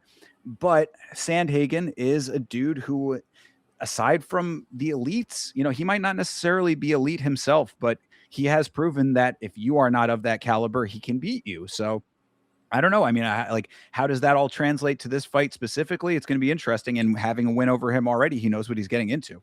I think what's interesting, and this is where I think I'm leading the most. This was Mario Batista's UFC debut against Corey Sandhagen. He takes a loss. Okay, big whoop. He loses a little later to Trevin Jones, gets knocked out. Whatever. We've moved on from their 8-fight win streak since Umar. That is a big loss to Mario Batista.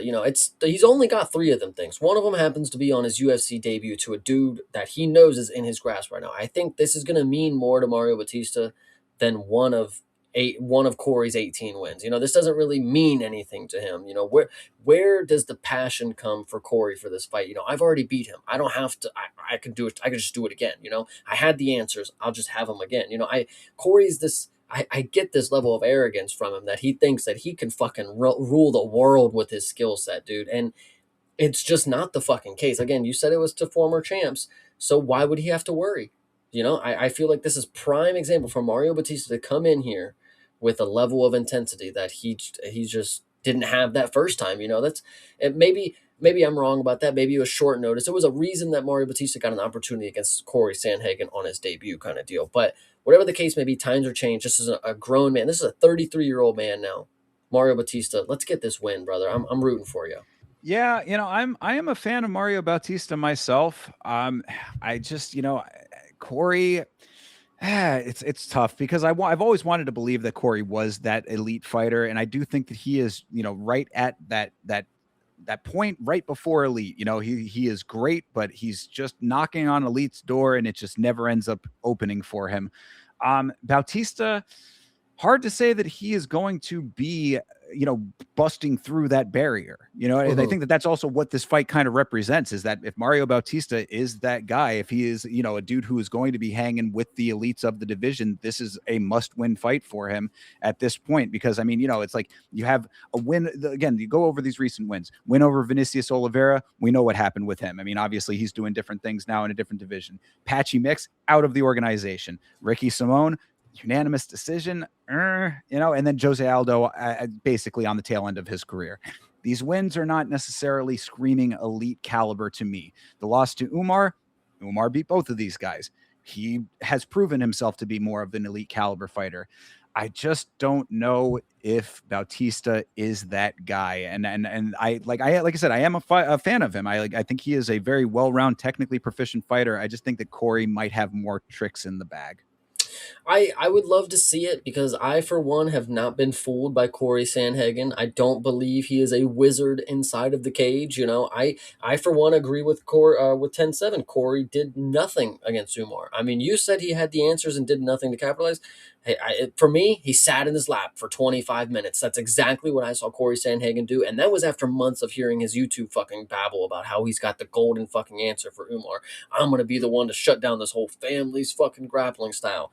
He didn't do that. He did not. That is patently false. He did do that. He just didn't do anything. If you recall that fight, he was getting back to his feet consistently, getting out of the grappling situations. He was consistently able to break the grip and get out of the danger zone, but he never did any offense to backfill that. That was the problem. That's what I saw in that fight. So, to say that he sat in his lap, I think is incorrect. I'll concede. I'll be with you on this one, but I am still going to take Mario Batista. Who would you be taking on this? I'm going Corey Sandhagen on this one. I think that I just based on the level of competition, I think that that's what I'm going to go with. And again, bringing up the Aldo fight, why everybody hates Mario Bautista. I don't think that he's going to be able to clinch Corey Sandhagen up against the cage for an entire round. No, probably not. But I think he's going to school him on the feet for sure. I think Corey thinks he's a wizard, and Mario Batista is going to show you that an old school dog can get it done sometimes. I'm going to believe in him. I'm okay with it, man. Like I said, I've always been a fan of Mario Bautista, and hopefully he is leveling like this. Like I said, this is right at the cusp. So if you want to be an elite fighter in this sport, this is the fight that you have to win to prove that, because this guy who you are fighting has knocked on that door several times at this point and has not been able to bust through. You beat him, you bust through. So let him do it. Absolutely. All right, I like it. Let's move on to the co-main event of the evening. Of course, this is Benoit Saint Denis versus Paddy Pimblett. Saint Denis is 17-3. He is 4-1 in his last 5. His wins are over Dan Hooker and Beneil Dariush, both by knockout. Mauricio Hufi and Kyle Prepelic, both by submission. His loss is to Renato Moicano by doctor's stoppage TKO. He has 6 wins by knockout. He has been knocked out twice. He has 11 wins by submission. He has never been submitted. 4-fight win streak since the Moicano loss. Paddy Pimblett is 23-4. He is 4-1 in his last 5. His wins are over Michael Chandler by knockout, King Green by submission, Tony Ferguson and Jared Gordon, both by unanimous decision. His loss is to Justin Gaethje by unanimous decision. 7 wins by knockout. He has never been knocked out. Scousers don't get knocked out. He has 10 wins by submission. He has been submitted 1 time. 9-fight win streak before the Justin Gaethje loss. That loss is also his only loss in the UFC. what I'll say initially to this fight specifically is this is the fight between the guys that they were pushing really hard to get title fights. Like they wanted these guys to be the champs as quick as possible. They needed a French champ, they needed an English champ. We got to get those guys as soon as we can. So after they beat people like such and such and a such and such, Bobby Green, of course, for Patty, and then Michael Chandler, it's like title shot instantly, give it to him. BSD, they give him the opportunity against Dustin Poirier. That was going to be the title shot right there after that. And he obviously, has staff, which apparently he potentially could have this time as well. That's another, thing that's going on. But then you look at the people that they've given him on his comeback: Dariush, Hooker, brother. These are not people that make me think that you're fucking good. I just saw you get battered by Moicano too. Like, that's the horrible part, So Sub Prep or subbed Hoofy. do you not? Okay, subbed Hoofy is good, but I'm never. Well, yeah, Prep like that. Yeah, sorry. That one that definitely is crazy. That one was crazy. That should never have happened. So that one, aside from it, you're right with the Hoofy one. I give you this, but Paddy Pimblett has grappling. He's not like Hoofy, who needed to adapt on the fly to grappling and start learning more and more. Paddy has that grappling. The thing about Paddy also is, from his recent track record, I mean, subbing Bobby Green and then finishing Michael Chandler. That is speaking more to me than fucking Prepelic and Hooker and Dariush. Those are hand me wins right there, kind of deal. Like, those are like, you're obviously going to finish those people. So that's why it kind of feels like they really want this French lightweight champ. They are giving Dariush every walk in the park. And then now they're potentially thinking the same thing. It's like, okay, this is a guy, yes, he went up against Justin, but he fluked in the main event. Like, he's not our guy anymore, kind of deal. So let's give him to BSD. BSD can go ahead and finish him. But I think that's incorrect. I think Paddy, way more of a versatile finisher. BSD is kind of a one-trick pony. I mean, he throws body kicks and then he just shoves his face right into your fucking hips. Paddy might be able to just, hey, listen, Dustin Poirier was working the guillotine. It didn't work for him, but he was still working it enough to make it a threat where BSD had to shake him off and get back to the stand-up. If Paddy's not going to get knocked out, especially with how BSD strikes and his type of, like, what he did to Dariush, that was the craziest thing ever. Like, Dariush is clearly done after that. Yeah. Paddy, on the other hand, he's got a chin on him. He keeps it high, but Benoit's not the type of dude to put a pressure on your defensive stance. Like, he's just going to throw something and then just try to tackle you. Paddy might be able to work the guillotine, get it back to the feet. If not work it to get back to the feet, he will finish it. The thing that I'm worried about is if Paddy tries to do some, like, if he jumps for the gilly and tries to lock it in, now he's on bottom, and now you're under BSD with the grappling. So that would be the main issue, is if Paddy really commits to one of these chokes and it really bites him in the butt. But I don't think that's going to happen. I mean, I think Paddy is just, I would hope, from what I have seen from Paddy, he's got 25 minutes with the champ, and the champ just battered somebody else. So I'm going to go ahead and say Paddy has got this one in the bag, because BSD, when he looks bad, he looks bad. Paddy has looked bad, and he's still skated by with some decisions, kind of deal. So I mean, really, I think you hit the nail on the head with that last statement. Going back to the Renato Moicano fight with BSD, and just the way that Moicano was able to just chip away almost systematically with a broken clavicle bone, if you recall, there too. I mean, shoulder bone that was not 100% correct and not healed up. That really speaks to, I think, something that Paddy has a prime opportunity to do very similar. I mean, like, I would say that at this point, Paddy Pimblett, an evolved version of Moicano to an extent, maybe in certain ways. I mean, like, this a dude who has a similar skill set and uses it pretty effectively against guys just like BSD. I mean, like, guys who are the tough people. I mean, like, he's gotten some pretty solid wins, some of them a little bit more hand me wins than others. I would certainly admit that, but I've always been of the mindset that, until you prove that you are not the person that like you're proclaiming yourself to be, that, then I will stick with what's working. A loss to Justin ages tremendously well now that he is the champion, and a 5-rounder to boot. And again, we talk a little bit about it, but like, I cannot understate the staph infection issue with BSD. We saw what happened last time he had it. Now granted, everybody said, oh, had he not had it, it could have been completely different. Well, if he's got it fucking again, I mean, like, then we're in the same issue territory here. And he did not have it against Renato Moicano. So that being said, I mean, I just think that there's too many too many negatives going against BSD in this fight that Paddy Pimblett has answers for. You know, if it is going to be a stand-up fight, that's what I'm most worried about. I think that the problem that I saw in the Gaethje fight with Paddy Pimblett was that he was way too comfortable on his feet. I think he was trying to prove a point that he could stand and bang with Justin Gaethje. That is never a smart idea. Now that he's even, been proved even more so at this point. Had he level changed early, that fight could have been a little bit different. I hope that he recognizes that, even if he does have some striking that is somewhat effective and can, he can hold his own, that he should not rely on that 100%.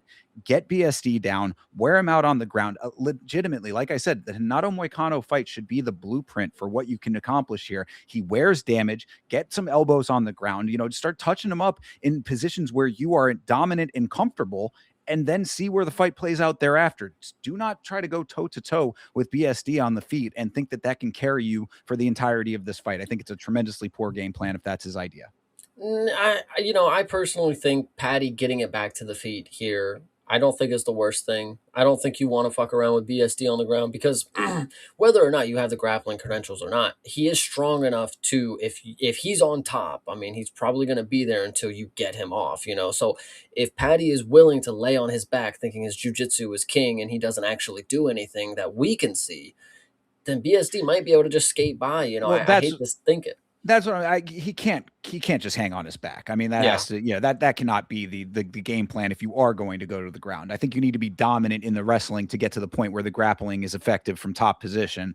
But we've seen him able to maneuver in that way. I mean, like, there are times where he's kind of played that game on his back, but like, it's not like like something that stands out as like a characteristic. I would say it's maybe more circumstantial. You know what I mean? Yeah. No, this one is definitely an interesting fight, but I agree with 10-7. I'm not the biggest fan of Patty. I personally do like BSD. I like, he's cool, God of War. But I don't hate Patty enough to think that he's going to lose this. Patty is probably going to make it look a little easier than I think a lot of people would expect, is what I would say here. Yeah, I mean, I've had my ups and downs with Paddy Pimblett, based on some of the way that he navigates his career and all of that. Kind of the personality has clashed a little bit with what I like in a fighter. That aside, I mean, really the only thing that you can fall back on is the Jared Gordon decision, which a lot of people don't agree with. Aside from that, he's kind of earned his stripes. Again, if you're going to say, oh, the strength of competition wasn't that great against an aged Tony Ferguson and King Green, we're literally talking about King Green in a banger fight coming up right now. So I think that maybe doesn't track. Tony Ferguson more so, of course. Michael Chandler also maybe in that camp. I don't see Benoit Saint-Denis, even though I said last year, I believe that Benoit Saint-Denis was one of the the most improved. I almost had him as fighter of the year, if you recall. Mm-hmm. A guy who had won a lot of fights after, taking some losses there. There's just too many potential variables that are in the negative for me with Benoit Saint-Denis in this fight. And again, I cannot stress that staph infection makes a difference, people. It is, it's Justin Gaethje who has to overcome staph to have a tremendous performance to make that where it's like not as much of a thing. Other fighters with staph infection, most certainly of which Benoit Saint-Denis have proven that it is more of an issue than people would want to believe. No, 100%. Yeah, I think this is gonna be a scrap, guys. I'm really appreciative that they put this fight together because I think this is exactly the type of style that works out that we need to get here.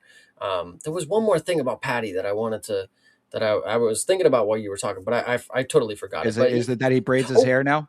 No, I don't remember what it was. This is ultimately we're going to see the career navigation of Paddy Pimblett go either through the roof or down the gutter. Because if Paddy Pimblett wins this fight and he gets on the mic and he says, Eddie Hearn, get me my title shot, baby, we're fucked. He's done. I mean, I don't know what to tell you. If he announces that he is under the partnership with Eddie Hearn as well, that's, I would say, and personally, I don't think that's the case. I'm just making a joke, of course. If he was going to, he would have done it by now. But I think it is in his best interest to stay away. So that's what I would do. That would be a tremendous heel turn that I don't think anybody would ever have seen coming. So if that does happen, Chase, then you're going to be getting galaxy brain flowers for that one. Mm. Yeah, I love the spice. I love the spice that Eddie Hearn brings to the equation.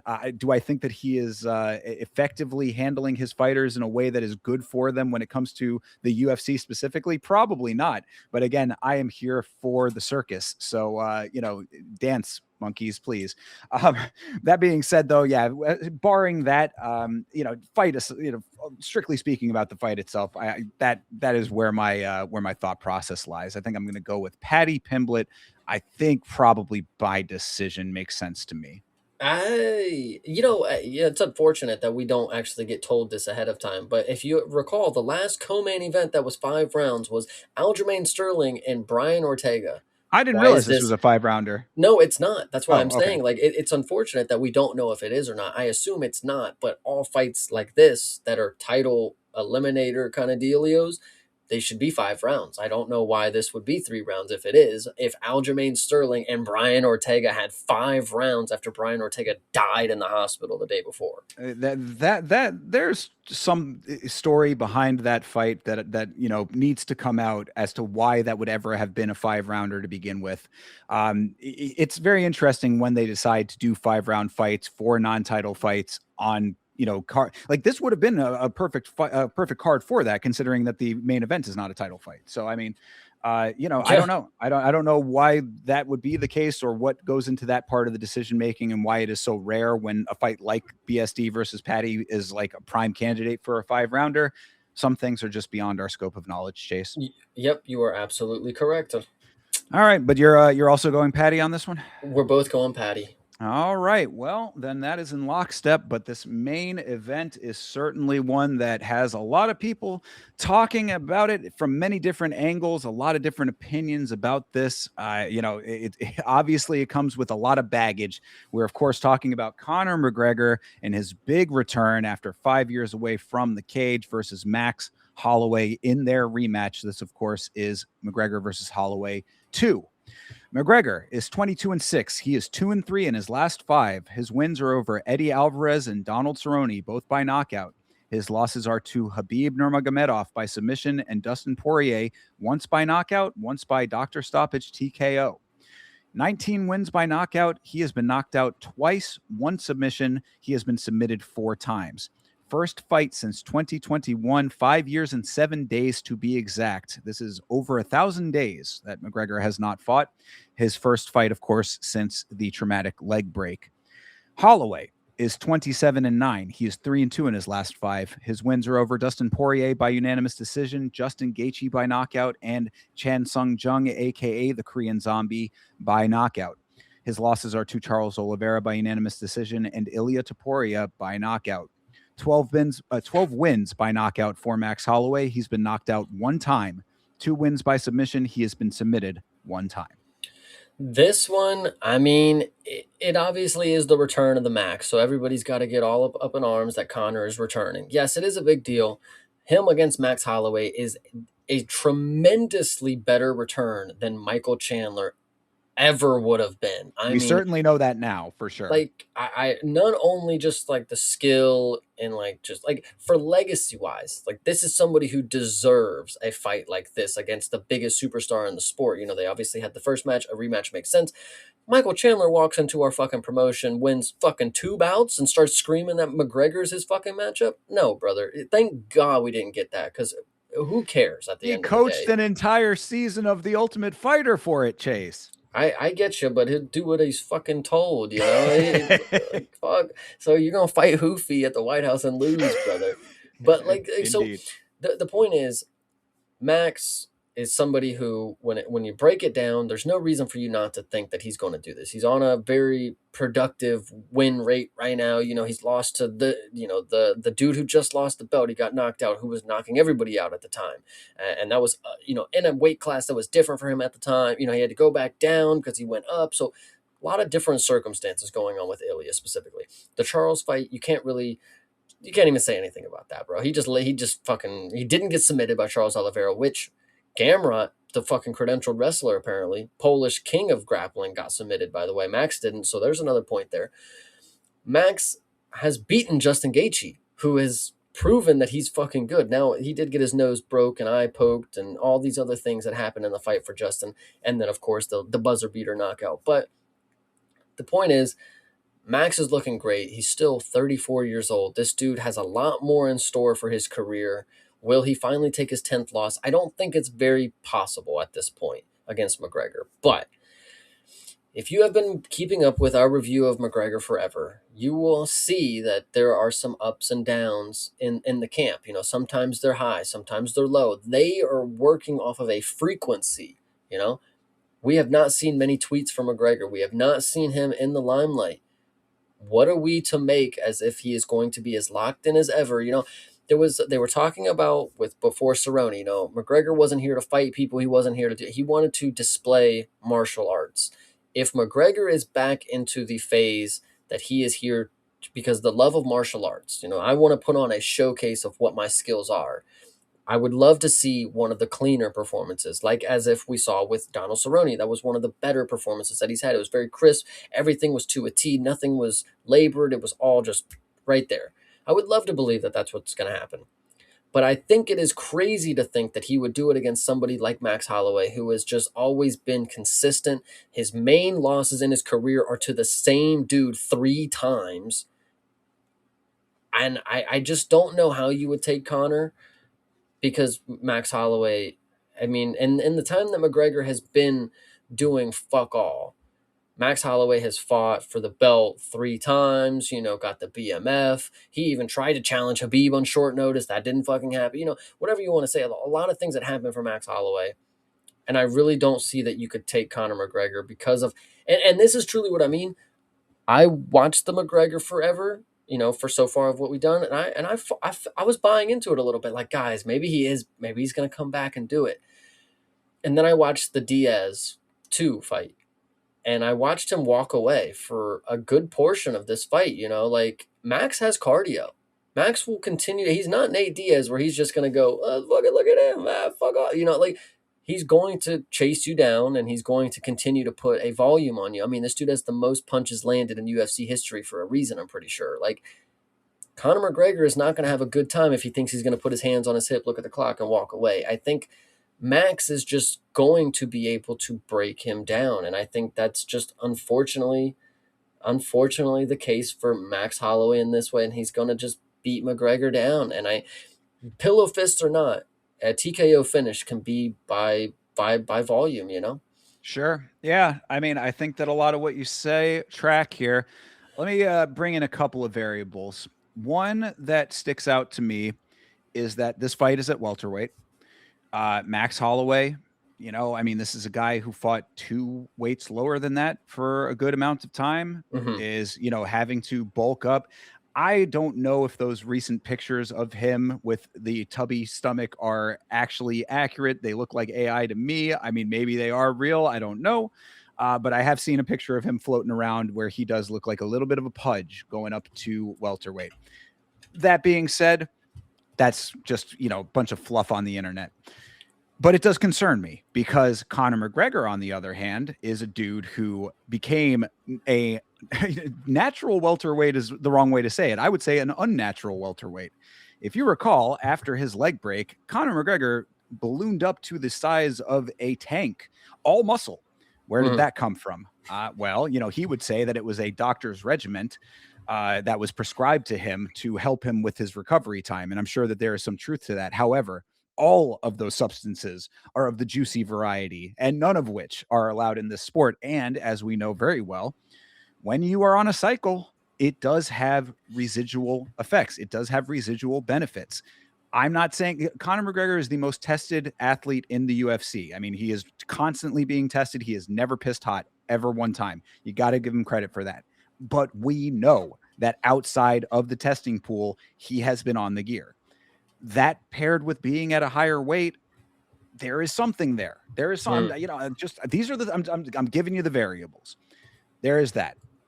There is also something that I've brought up a couple of times at this point, but I will make the point. Conor McGregor comes with a tremendous amount of baggage in his life. We know this to be very true. However, going back to our review of the McGregor Forever docu-series, he did say something in that series that stuck out to me.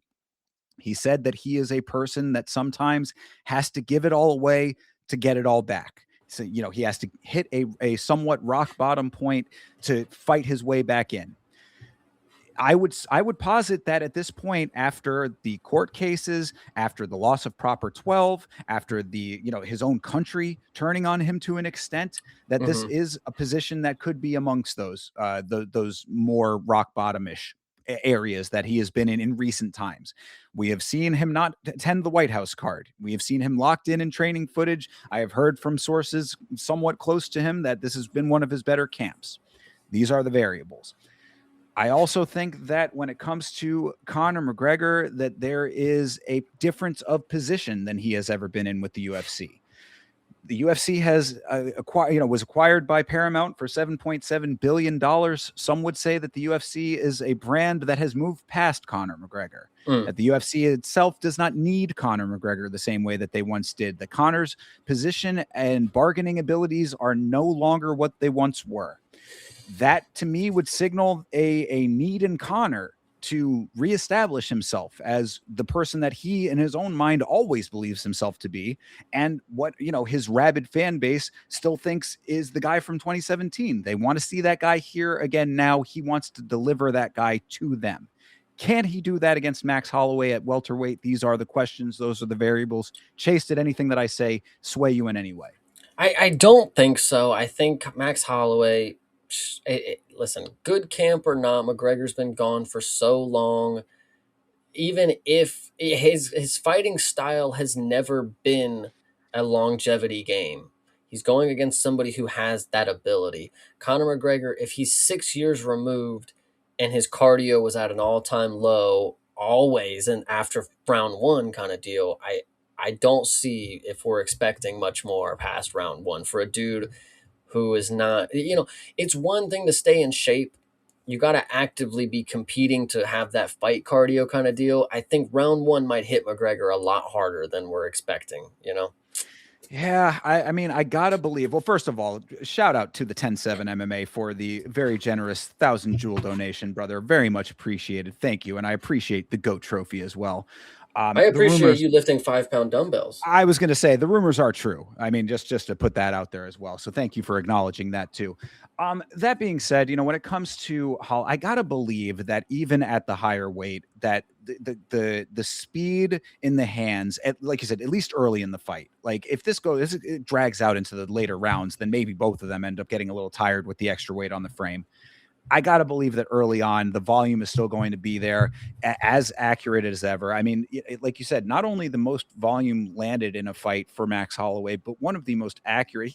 He himself, I'm the best boxer in the UFC. He lives up to that moniker. He makes himself that. It's not him saying that for the sake of saying it. It is him doing that time over time and only losing to the greatest. I mean, like, we lost to Volk multiple times. Volk is Mount Rushmore to a lot of people. Lost to Yes. Ilya, obviously a loss to Ilya. Now, maybe slightly reframed, but at the time, I mean, and even still, give me a break. Obviously, Justin Gaethje, also an elite fighter. It has now been proven. Ilya Topuria, an elite fighter as well. These are the greats of the sport currently. Conor was a great of the sport. I am always the first person to say 2017, 2018, 2016 Conor, that span, he was one of the greatest combat sports athletes to exist at that time.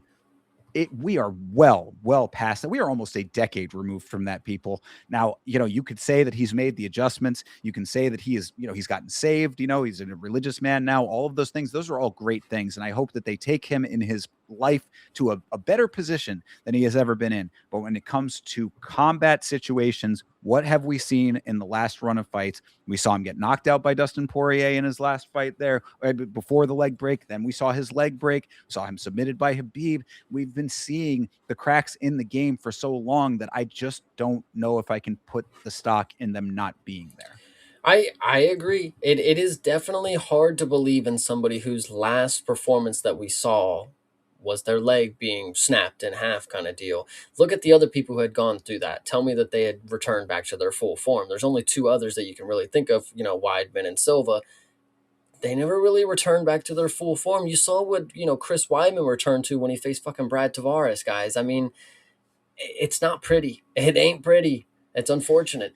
Well, I mean, and again, the one other element of all of this when it comes to Connor, coming back in the year of the upset, right? We've had tremendous upsets this year, right? I mean, Hmm. fights that have been people saying that they were in the bag have gone completely off the rails. Connor coming back with a point to prove, again at the higher weight, maybe the early strength, able to do what Ilya has done. I mean, now that Max is somewhat compromised. I mean, he did get dropped by Justin Gaethje in the BMF fight, at least momentarily. Now knocked out by Ilya. Maybe the compromise is there for an early finish from Connor. If you want to go Connor, I mean, I think that maybe a round one knockout might be the way to go for that. But it's like, how do you contextualize it? I think my ultimate point. How do you contextualize this current version of Connor based on everything else in his life, based on everything else that has gone on in this sport, where we have gotten to, the fact that time marches on for all people? I don't know how you can be framing Connor at current era in any other way than where we are now, as opposed to what you might have known about him before. Absolutely. Yeah, it's unfortunately when it comes to MMA, this is somebody who is such a pivotal portion of what we have. And as you even alluded to earlier, the sport is kind of passed over McGregor at this point. There was a time where we were living in the McGregor shadow, but he was supposed to return and he didn't, and people really don't care the same anymore. I don't think. We're here and we get to see what the product is after being so far removed. But as we've seen in the documentary, this is not the only fight. He's gonna want to fight more. If As soon as he comes back, Connor's gonna want to book a fight before the end of the year probably. So he get it? Probably not, because that's not how they book Connor. But it's just unfortunate that it'll probably be coming off of another loss. So it'll be harder. It'll definitely be harder for him. Yeah, yeah. I mean, again, the thing that there is that nagging part in the back of my brain that says year of the upset, new man, all of these things, new leaf, and all of that. And if that does happen, it would be a tremendous thing to see Connor, overcome that, because, like you say, we were talking about it during the McGregor Forever review that we did. The lead up to the Habib fight and that era of Connor is lightning in a bottle is kind of not even really applicable. It was an atmosphere that surrounded him that has depleted over time. There's still a hardcore fan base that's always going to be there, but the sport is just in a different place at this point. This conversation that we're having right now is probably amongst the longer discussions that have been happening about this fight. It's not discussed the same way that it once was. I mean, back in those days, discussion groups, walls of text, people talking about McGregor fights and how they're going to go and all this. It's just a different time. Everything changes over time. McGregor himself changes over time. And even with all of the high quality preparation, the best camp of his life, it's too hard for me to say that this guy comes back and is suddenly 2017 again. I agree. It's hard to imagine that somebody could take as much time off, but people have taken long extended periods of time off. If you remember, GSP came back, got his belt after what, 4 years? Like, I mean, he returned to the top of the game. Max Holloway is the top of the game, but he's not fucking, it's not like he jumped into Islam fight, kind of deal. The potential is still there. The thing that is the question, will Conor McGregor go on to win this and then go try to contend to be the first person to get 3 belts? Because think about what Connor has accomplished in the sport. He was the first double champion. Well, now he just saw somebody get called the GOAT by the boss man who potentially was going to get 3 belts. Connor's the GOAT, brother. He's back and he wants that 3rd belt. The double champ does Versus what the fuck he wants, versus Habib's protege. I think that the narrative is tremendously right there. It's either that or we get Ireland versus Ireland. I don't know what to tell you. One or the other sounds pretty fucking fun. But either Yeah, way. yeah, and if it happens again, it'll throw this sport into a crazy tailspin if it does happen. I mean, it just all of a sudden everything that about the divisions that are adjacent to welterweight all get thrown into a complete tizzy when Connor comes in to upset the party. If it does happen, it's just too hard to say. It's just too hard to say. I mean, like, look, I Conor is a multifaceted guy, and we can leave all of his outside of the cage stuff aside for this. I would think it would be a crazy thing to see a prime Conor come back and to be the level of fighter that he once was. But the fact that he's even fighting at welterweight to begin with, to me, already signals that things are different. Yeah. So, it's like if you already can't replicate the guy that you were by coming in at the same weight that you were, how am I supposed to think that you can replicate any? It's just, there's too many of those types of thought processes for me to be able to back the McGregor horse. If he does pull the upset off, awesome. New era of a whole crazy bunch of shit to go on in this sport that'll give us plenty to talk about on this very show in the future. But until I see it, I gotta go with what you know. Absolutely. No, I agree. Max Holloway is my definite pick. At first I was gonna try to sway myself and make it a little spicy, but do I want to be the guy who watches McGregor walk away with his fucking hands on his hips for 2 rounds while Max Holloway is, he's pointing at the fucking mat like, come on, dude, So I want to take Max just because I've always been a big fan of Max. Conor, of course, got me into the sport as likes of everybody else. Max Holloway's been here, done that. This dude is fucking good, and he always will be. He's one of the best of all time. Absolutely. He is my favorite fighter. So I got to ride with him off of that alone. And I mean, not really, that's just a nice addition to everything, is that not only do I already think he's going to win, but I get to wear my Max Holloway shirt when he does. Absolutely. I love it. All right. Well, then I guess that is the whole damn thing, brother. That is UFC 329, McGregor versus Holloway 2. That takes place this very weekend, people. So if you would like to hang out with either of us for our individual watch-alongs of this card, you can find me for that at youtube.com/@YamaShow. And Chase, I know you can tell them where they can find you. They'll be able to find me on youtube.com/@CP Smalls, of course. Friday mornings, One Championship. Saturdays, UFC. Keep in touch. Absolutely. I am at Yama Show on Instagram, Twitter, and on Facebook. Follow your boy on all the socials. New computer is running like a goddamn champ over here. So we're going to be hopefully getting some more content out throughout the week and into next week after the big McGregor card here. So yes, Chase. And the last thing, of course, everybody, to get your final fix of what you need to have ready for the McGregor fight, Thursday, we will be reviewing episode 3 and 4 of McGregor Forever. This is the most updated behind-the-scenes information that you have on Conor McGregor. So make sure to keep in touch. When it comes to the fight game, we are reviewing that. Just keep in touch. We got Absolutely. Episodes 1 and 2's review is already out on both of our channels. You can watch that to get yourself primed for it. 3 and 4 later this week. We would love to have you for that review as well. YamaShow.com for all of your merchandise needs, not only for Yama, but for this very show. Last week's fights merch available on YamaShow.com. Guys, we appreciate you. Thank you very much again to the 10-7 MMA for the generous donation. We appreciate you, brother. Thank you to everybody in the chat. It's been a very active one, and we appreciate all of your thoughtful discussion here for this show. Appreciate all you guys. As always, you have a great rest of your night, a great rest of your week, and as always, fight on.